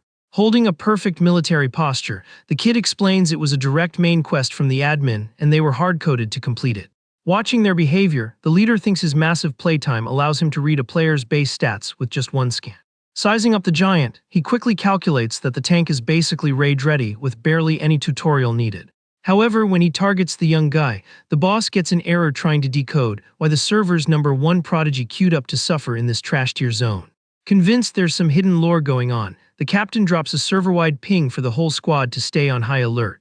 The players chilling in the hall instantly snap to attention, waiting for the official patch notes from the boss. Throwing his arms around the duo, the veteran player happily announces that, from this frame forward, the two are officially added to the guild roster. The squad members trade hyped emotes, realizing they finally got invited to the main party. Later, with the server on night mode, Kyle breaks the mute by asking if this endless PvP event is ever going to drop an ending cutscene. Chilling in the dark, the MC coldly states the event only ends if they just hit the surrender button. The giant buddy drops a super serious request, telling his bro to never, ever let his HP hit 0 before his does. Finding the edgy RP funny, the old warrior trolls him, asking if his buddy ate some corrupted food items during dinner. The guy admits to himself he didn't formally accept the request right then, but somehow he basically locked in that oath anyway. A brutal flashback from his previous save file crashes his memory, replaying the moment he solo queued a raid until the absolute bitter end. Reliving the horror, the young fighter's face turns completely stone cold as the war flashbacks flood his RAM. Back then, he was the only player to extract alive from that bloodbath, clutching a W against the griefer who trapped them in that hell map. The kid wakes up with a jump scare in the middle of the night, spamming curses in his head, super tilted that his cursed lore is lagging his sleep again. Since the insomnia debuff is fully active, the MC decides to jump out of bed and grind his mono-leveling skill, refusing to stay AFK for the whole night. The old Centurion walks smoothly toward the dark forest biome, looking for a solo instance to power level his stats. Suddenly, the kid's audio radar picks up a weird sound effect, and he hits the brakes, curious to see who else is grinding XP at this crazy hour. Hiding in the bush textures, he spots the soldier Dianel spamming heavy sword swings back and forth. Scanning the gameplay, the recruit remembers this teammate was always a massive tryhard for training sessions in his past playthrough. The kid, however, thinks the heavy weapon build is a massive troll pick, noticing this class of sword totally nerfs the veteran's main stat, speed. Knowing the guy is super stubborn, the kid figures the soldier would probably trigger a PvP duel if he tried to drop some coaching right now, even though he's confident he could easily perfect dodge every swing. So Damien decides it's not worth tanking his newly farmed rep with the squad, opting to wait for the perfect dialogue prompt to bring it up. The second the sun texture loads in, the whole squad groups up near the rock formations, already complaining in chat that the daily quest is going to drain their stamina and deal massive pain. Bored while waiting for the boss to spawn, two veterans suggest a minigame to see if the noob's stamina bars can even last until the end of the morning grind. Instantly, silver coins get tossed into the pot, with the players betting heavy that the fresh meat will log out before the timer ends. Eavesdropping nearby, the giant Kyle gets super triggered by the squad's toxic trolling, while the leader calculates exactly how hard they are getting downranked. Watching the circus, the MC notes that the admins aren't even trying to ban the gambling, proving just how unregulated this squad's server really is. Without lagging, the kid walks straight up to the betting circle, leaving his giant buddy totally confused about his strat. Spawning into the circle, the ex-fighter asks if he can join the lobby, claiming the minigame looks pretty high tier. The older players get a jump scare when the target of their bet rolls up, but they quickly use the laugh emote and ask if the rookie even has the gold to buy in. Flexing his wallet, the noob calmly announces he wants to tweak the server rules for this bet just a tiny bit. Tossing a premium gold coin in the air, the kid bets he's going to out-DPS everyone in the camp during the drill and claim the #1 spot, dropping the massive loot on the table. The sheer disrespect makes the veteran players burst out laughing, roasting the kid's glitch-level ego and asking if he wants to add any more crazy mods to the bet. Figuring the kid just has a troll personality, the warriors accept the duel and swear to hand over the entire loot pool if he manages to pull off that impossible RNG. On the flip side, the men drop a warning that if he takes the L, he's going to be stuck on laundry duty for the whole guild for a full month, trying to bully the recruit into dodging the queue. Using the massive hype to his advantage, the kid asks if he can patch in one more custom rule to this insane contract. The MC demands he gets AFK privileges during the daily grinds for a full month if he secures the W, leaving the group completely stun-locked by the demand. Right then, the base leader spawns out of nowhere, greenlighting the rule and locking the contract, giving his subordinates a massive jump scare. The boss whips his head around and instantly pings Yahello, who accepts the admin's order on the spot. Creating massive hype in chat, the leader orders the young soldier to join the minigame no matter what, forcing a 1v1 against the new recruit. Caught off guard, the fighter gulps and asks what the point is, only to get roasted by the boss for being scared of dropping a game to a fresh spawn. Keeping his cool, Yahello promises he doesn't have a fear debuff. He just thinks wasting gold on a match with a predetermined ending is an absolute throw. Joining in on the gambling meta, the team captain tosses a few coins to his subordinate and announces he's sponsoring his buy. The vet glares right at the mysterious kid, swearing to honor the AFK contract if the boy actually manages to gap the older players. Dropping the joke act, the man switches to an intimidating boss stance, warning that the losers are getting slapped with a nightmare-tier punishment drill and demands 100% try-hard mode. Pressured by the threat, the warriors shoot the kid a death glare, swearing to completely delete the recruit's arrogant ego during the run. Stretching his avatar, the old centurion realizes the entire script played out exactly like his strat, since his endgame here is way bigger than just farming some AFK time. The kid knows he needs to patch the toxic environment of this division no matter the cost, because living with a zero-hope debuff eventually corrupts any player's save file. Breaking the tense lobby, the base leader roars that today's physical grind has officially booted up. Pointing at a massive stack of wood assets, he reveals the quest requires them to speedrun to the top of the Rocky Mountain while carrying those ridiculously heavy tree logs. Tilted by the quest details, the vets spam complaints, arguing that this kind of penalty should only hit the noobs, not the whole server. With his patience meter at 0, the boss screams for them to mute their mics, equip a log right now, and start the escort mission without any more whining. A few minutes later, the whole squad is scaling the mountain, taking massive duty from carrying the overloaded inventory under a crazy bright sun texture. Breathing heavy and sweating cold, the base members realize this route is pure torture designed to completely zero out their leg stamina bars. Struggling to avoid a fall animation, one of the players wonders out loud why the captain suddenly coded in such a bizarre penalty quest. Right behind him, his buddy mutters that it's clearly the noob duo's fault, swearing the kids are going to crash and log out before hitting the halfway checkpoint. Scanning for the kid from the bet, the soldier thinks it's super weird he doesn't see the arrogant recruit suffering in the middle of the standard mob. Looking up, the guy's eyes practically pop out of his head, refusing to process the graphics rendering at the top of the cliff. Way ahead of the entire lobby, the MC is parkouring over the rocks with impossible speed, leaving the squad completely mind-blown by his glitched agility stats. Showing 0 stamina drain, the kid exhales calmly, realizing the massive item weight is basically applying a 0% debuff. Looking at his own hand, the guy is thrilled to realize the enchanted ring is also passively nerfing the weight of anything equipped in his inventory. Hyped about the buff, the ex-centurion praises his own meta-knowledge, 100% sure he picked the absolute best loot from the camp. Without dropping a single frame of speed, he keeps climbing the rocks with maximum chill, curious to see how far back the veteran players lagged. Doing a quick distance check, the kid sees the whole squad is still crawling near the spawn point, with only one player actually trying to match his speedrun pace. The young Yahello grinds his teeth, laser-focused on catching the fresh spawn, acting as the only player who hasn't completely bricked his run on this agonizing climb. Reaching the mountain's peak with 0 struggle, the noob drops his heavy wood asset and lets out a deep sigh, soaking in the skybox from the top. Just a few frames later, the vet hits the checkpoint gasping for air, looking like his stamina bar is so empty his lungs might despawn. Impressed by his rival's try-hard energy, the MC internally praises his stamina stat, since he totally expected a much worse performance from a guy with only 1 year of playtime. Leaning on his log planted in the dirt, the kid declares his first-place victory with an absolute stomp, leaving zero room for debate. Completely out of HP, the older warrior just stares at the noob in silence, still totally unable to process that he got gapped so brutally in a race. Down at the bottom, the captain watches his top-tier fighter take the L, internally agreeing that he just unlocked a massive asset for the battalion.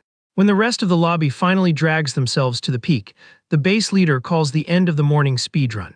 Honoring the original bet, the captain screams that anyone who got outpaced by the kid is paying up with a nightmare tier training session right now. Before the players even start taking damage, one of the officers interrupts the boss's yelling, pulling his aggro with a look of pure panic.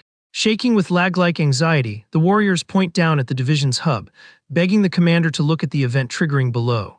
Looking back, the serious fighter's face morphs into pure shock, instantly spotting the massive hazard warning pinging at the top of the base.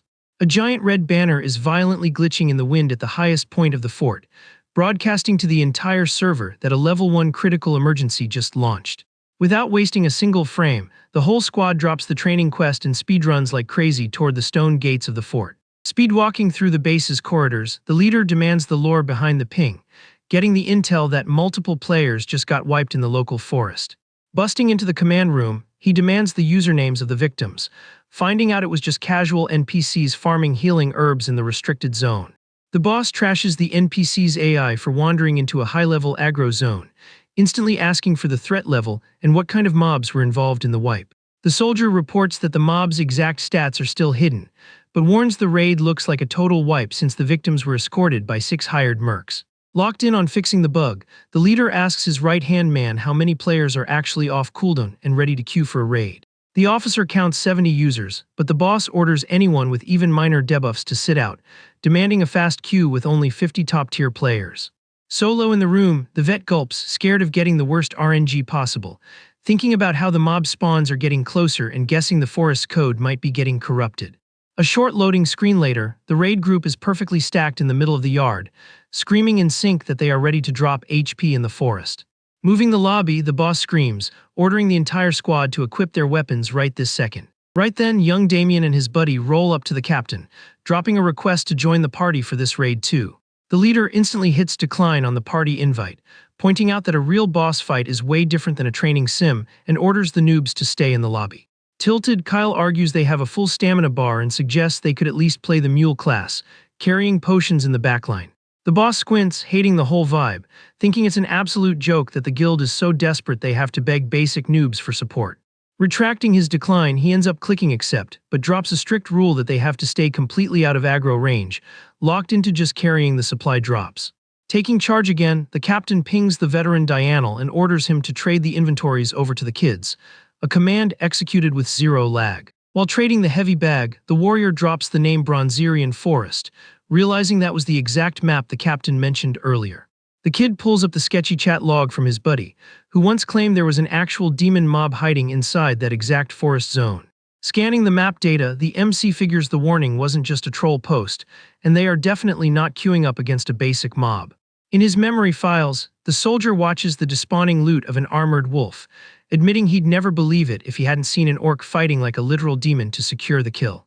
Gripping his fists with salt, he explains the squad had to abandon the zone, since it usually takes a 5-man orc party to even scratch a boss that size. Overflowing with rage, the older warrior complains internally, swearing his old party would have never wiped if it wasn't for that glitched mob. Burned out from all the messy lore, the kid equips the backpack with a sigh, noticing his quest log is getting super cluttered. Already marching next to the rest of the raid group toward the wasteland, the kid concludes the only strat is to face-check the danger himself, even if he's stuck playing the mule class. Standing at the front of the party, the captain loudly asks if everyone's inventory is sorted, getting an instant wave of ready pings. Marching with purpose, the vet warns that in open-world quests, you have to prep for every random event and dodge any useless aggro. Using a hardcore voice, the commander makes it clear that the ultimate main quest for every player here is to ensure they extract back to base alive. When the go command is finally dropped, The squad starts the massive escort mission, while the MC feels a wave of relief that he finally gets to play the game. Feeling confident in the map, the recruit privately pops off about getting the chance to finally queue up for his first real PvP/PvE match. Hitting the entrance of the thick jungle, the captain orders a sweep of the zone using 3-man parties, setting a hard rule that absolutely nobody drops out of render distance from the others. The raid leader tells the noob duo to stick right behind his character model and not lag behind for a single frame, a command they follow instantly. Scanning the textures around him, the kid notices the zone looks like a standard forest asset, leaving him confused about why this map has so many admin restrictions. Out of nowhere, a massive lag spike hits the kid's spine, triggering the exact same heavy debuff aura of a hardcore PvP zone. Staring into the dense jungle, the ex-Centurion remembers his 5-year grind where respawns and game overs clash, feeling every single one of his survival sensors ping red. Gripping his staff super tight, the noob is 100% sure this map has an extreme hazard level. Shattering the forest's mute audio, a heavy crash sound effect pulls the camera focus of every player in the battalion. The captain pops sprint toward the audio cue, anxiously asking if the scout party finally located the victim's hitboxes. Just ahead, one of the players pings frantically, calling the boss over to check out the loot drop they just uncovered in the bushes. The rendered scene is a pure gorefest, with multiple shredded character models scattered across the dirt textures. Inspecting the dramatic scene, the commander finds it weird that all the weapon drops are still on the ground, figuring the players just logged out in pure terror. Looking at massive claw marks glitched into a tree texture, the leader asks himself what kind of boss mob has the base stats to drop that much AoE damage. One of the guys theorizes it might be a giant bear variant, but the captain rejects the lore, guaranteeing no standard mob in this zone has that kind of DPS. Trying to find a patch note that makes sense, the soldier guesses it might be an ogre, but the leader still thinks the theory is pure copium. Right then, the MC spots a tiny detail hiding in the foliage graphics and sneaks closer using stealth mode. The kid finds the massive despawned model of an animal in the bushes, asking out loud if that carcass belonged to a red bear mob. Inspecting the creature's damage logs, the kid validates the team's first theory, pointing out that the attacker's front hitboxes had to be ridiculously huge. Pointing at the shattered tree asset, the noob confidently states that this is the only lore-accurate explanation for all this bloody chaos. Amazed by the 200 IQ deduction, the captain hypes up the flawless scan and asks where the youngest player unlocked such high-level tracking perks. Smoothly faking his lore, the young guy crafts a backstory about his dad maining a pro hunter class, and the older soldier nods, declaring the kid had a god-tier tutorial guide. Caught completely off guard, the brute doesn't compute any of this, remembering his buddy previously claimed his dad was an army man. Instantly, the kid turns his head and orders his bro to mute his mic, so he doesn't ruin the stealth run in front of the boss. Changing the play, the leader decides to call a full party retreat for the day, ordering the bodies to be looted respectfully so they can be returned to their guilds. The MC internally hits agree, calculating that pushing forward with zero intel would be an absolute throw since they still haven't scanned the boss they're up against. Watching the leader's solid shot calling, the young guy admits he's a top-tier admin and totally gets why the squad is always hyping him up. Taking point on the fallback maneuver, the boss orders the squad to extract from the forest with max movement speed. Suddenly, the kid's spider sense pings red and he whips his head around, terrified by an audio cue dropping from the skybox. The young fighter's eyes go wide as his screen renders a massive shadow falling from the clouds, screaming for everyone to pop their defensive cooldowns against the surprise AoE. A colossal boulder crashes with brutal physics right in the middle of the group, triggering a dirt explosion that launches players into the air.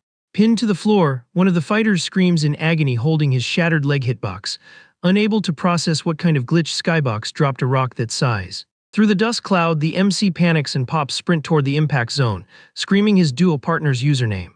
Flexing an absurd strength stat, the giant Kyle catches the monstrous boulder using his bare hands, grinding his teeth to stop his teammate from getting flattened into a pancake. Without dropping a single frame, Damien throws his own hitbox against the massive rock and spams the interact button alongside his buddy to nerf the insane crushing damage.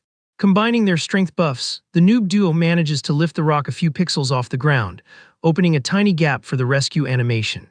Reacting with crazy speed, the captain screams for the rest of the squad to drag the stunned player out of the crater immediately. The second the victim's hitbox is clear, the giant drops the monstrous rock and collapses into the dirt gasping for air, his stamina bar completely drained from the glitched weight. The wounded guy is dragged away with a critical HP warning, while the leader drops to his knees next to him, holding out some unknown plant item. The veteran player hands over the consumable and orders the soldier to spam the chew action to extract the sap, warning that the buff will drastically lower the pain debuff. He explains the leaf acts as a massive anesthetic, but carries a lethal poison tea that needs to be cleansed to prevent the player from hitting the game over screen. Instantly, the kid spawns with a handful of random seed items, guaranteeing the mix will cleanse the poison debuff and telling him to chew it ASAP. Evaluating the noob's massive alchemy skill tree, the boss feels curious, asking himself how a teen could have unlocked such precise crafting recipes. The MC, however, skips the captain's internal dialogue, frantically warning him that the rock didn't just glitch and fall, and that the mob who threw it is camping right in their zone. The veteran soldier's eyes bug out seeing the incoming aggro, while heavy, screen-shaking footsteps make the kid sweat in pure terror. A gigantic boss mob with glowing, red laser eyes breaks out of the jungle's shadows roaring, making the players panic and spam chat asking what kind of glitched asset that is. One of the guys swallows his fear while completely stunned, admitting he's never rendered a mob this massive and can't figure out how a dark bear got such op stats. Drawing his sword with pure aggro, the leader screams at the top of his lungs, ordering the entire squad to prep for the ultimate boss fight of their playthrough.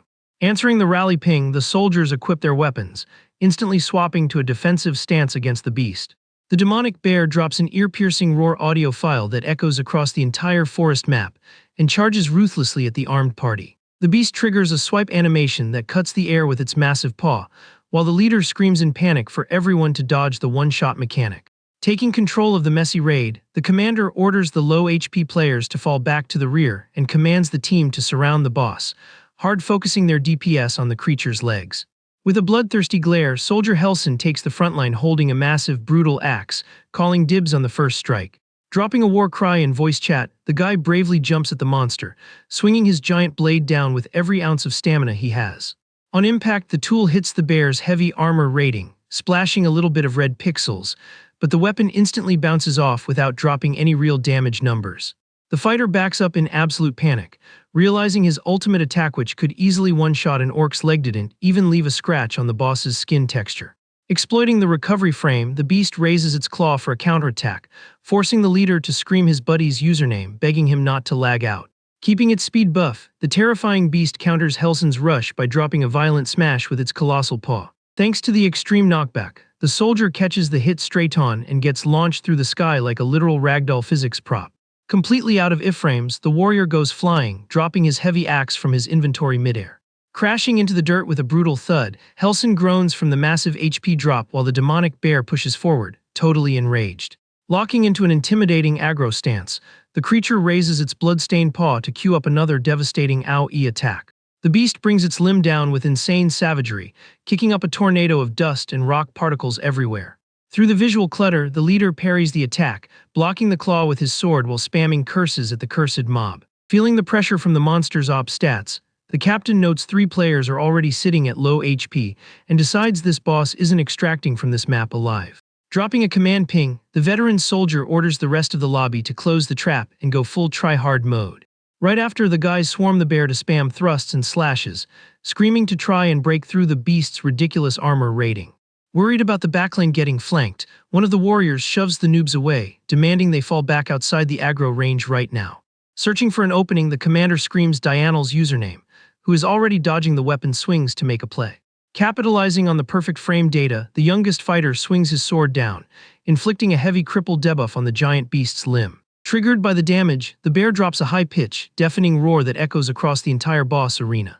Spotting the perfect gap, the commander dashes in and slices the beast's other paw with a super-fast, critical hit.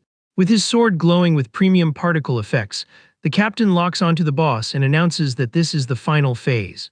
Watching the cutscene from afar, Damien's eyes bug out in shock when he realizes the veteran player is actually spending mana on his melee weapon. Pulling off an epic jump animation, the squad leader raises his glowing blade, screaming for the bear's HP bar to drop to 0 fast. With zero mercy, he brings the buffed weapon down in a violent finisher that literally slices the massive boss model clean in half. The mob drops its death animation, while a fighter pops off in chat, celebrating the raid clear by roasting the dead beast. Finally chilling out, the military commander inspects the loot drop with a confused look, admitting he has zero clue what spawn point generated a beast with those stats. Poking the tough skin, the soldier finds some super weird, corrupted black textures glitching on the beast's hide. Right behind him, a subordinate asks if the debuff is contagious, remembering that some plague events cause similar visual bugs. Just then, the recruit walks up to the dead model in silence and confirms that those marks are exactly what he theory-crafted. Scanning the dead body, the kid concludes internally that there's only one lore-accurate reason for a mutated bear of this tier to spawn in this zone. Locked in on the puzzle, the kid drops a server warning to the team that their current active quest is to track down the actual spawn point of that creature. Taking the lead again, the captain assigns Aaron to play sentry and orders Brent to start harvesting the beast's hide to craft some high-tier armor. Interrupting the looting phase, Damien drops the warning that the skin item is totally unequipable, leaving the warrior absolutely stunned by the audacity. The leader looks over, staring the young noob down in dead silence, just buffering the fact that a fresh spawn just cancelled his direct order. Trusting the kid's confident posture, the commander states that he obviously unlocked some hidden lore info, getting a nod of confirmation. Canceling the action instantly, the veteran soldier orders the squad to drop the loot and fast travel back to the military hub, telling the recruit to follow him. The squad marches back through the creepy woods, with the captain demanding the kid stick right by his side the whole time. Once they render back inside the fort, the duo walks into the command room where the officer points to a chair, ordering the kid to sit. Skipping the small talk, the commander crosses his arms and asks if the noob actually knows the lore behind those dark textures. Chilling in the wooden chair, Damien fires back with massive amounts of calm that the bear looked like it got hit with a Magi toxicity debuff. The man's eyes bug out in pure shock, asking if the kid is talking about that dark magic meta run by shady warlocks. Stressed by the leaks, the leader realizes the forest has been hijacked by a warlock, remembering that playstyle is an instant permaban in the Empire. Trying to lower the room's aggro, the kid explains they can't confirm anything 100% yet. It could be a mage player or just a glitched mystic anomaly. The mana for this magic is farmed by worshipping demonic NPCs, and anyone who equips this dark buff ends up with an incredibly trash-tier bad ending. Lost in his thoughts, the kid remembers that in the future patch this forest was hiding a cursed ore, making him super suspicious about the current server timeline. In his memory banks, that dark stone wasn't supposed to spawn into the world until way after a massive server wipe hit the nation. Putting the lore pieces together, the kid realizes with pure dread that this exact zone might be the actual spawn point of the whole apocalypse event. As the timer ticks, the evil magic will corrupt a ton more mob spawns and level up, but if they delete it during the early game, they might actually dodge the bad ending. Breaking the silence, the officer asks, totally confused, how the noob unlocked such a massive archive of hidden lore, and the kid lies, claiming he farmed the info from his dad.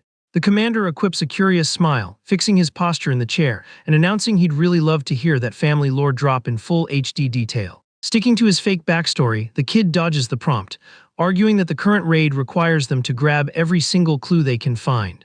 At the next daily reset, the sun lights up the camp, while the kid wakes up complaining his character model is taking massive physical pain damage. With absolutely zero chill, Kyle rips the blanket off his buddy, screaming at him to log in and get up already. Out of nowhere, a warrior bursts into the dorm by kicking the door open, yelling that he's carrying a massive server announcement. The soldier drops the patch notes. The forest has been completely locked down, meaning even the Gatherer classes are banned from entering the zone. The squad members pop off over the surprise AFK time, super relieved to know the next few days will just be casual hub grinding. Finding the boss's blank expression weird, the buddy asks what the bug is, but the kid hides the real reason, claiming he actually thinks the news is a massive W. Facepalming, Damien complains internally that the server lockdown triggered at the absolute worst possible frame for his speedrun strats. The chill morning vibe is suddenly cancelled by the heavy audio of boots marching perfectly in sync on the base's stone floor. The noobs peek through the door crack totally confused, unable to process why a fully kitted out guard squad spawned into their trash-tier hub. Already loaded into the boss's room, a religious guy rocking premium cosmetic robes is chilling in the guest chair. The captain sits face-to-face with the suited NPC and skips the fluff, asking what made the church faction fast travel to this dead server. The guest explains the temple decided to co-op the quest after checking the logs, since the magic data miners confirmed a demonic aura on the beast's drop. Hearing the official confirm, the veteran soldier gulps, realizing the noob kid's crazy theory was actually 100% lore accurate. The holy rep warns that the devs haven't dropped an official verdict yet, revealing the order is to send a legit cleric to lead a co-op investigation raid in the woods.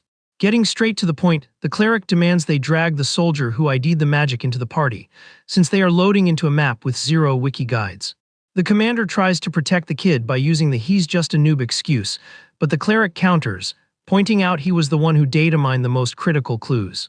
The boss tilts his head in a hard dialogue check, knowing that declining a quest from the church faction would drop a massive penalty on the entire squad. Running out of dialogue options, the old soldier drops a defeated sigh and pings his second-in-command, who instantly accepts the order. Locking in the painful choice, the boss orders them to escort Damien to the room, while the kid lets out a deep sigh, feeling like the ultimate aggro just locked onto him.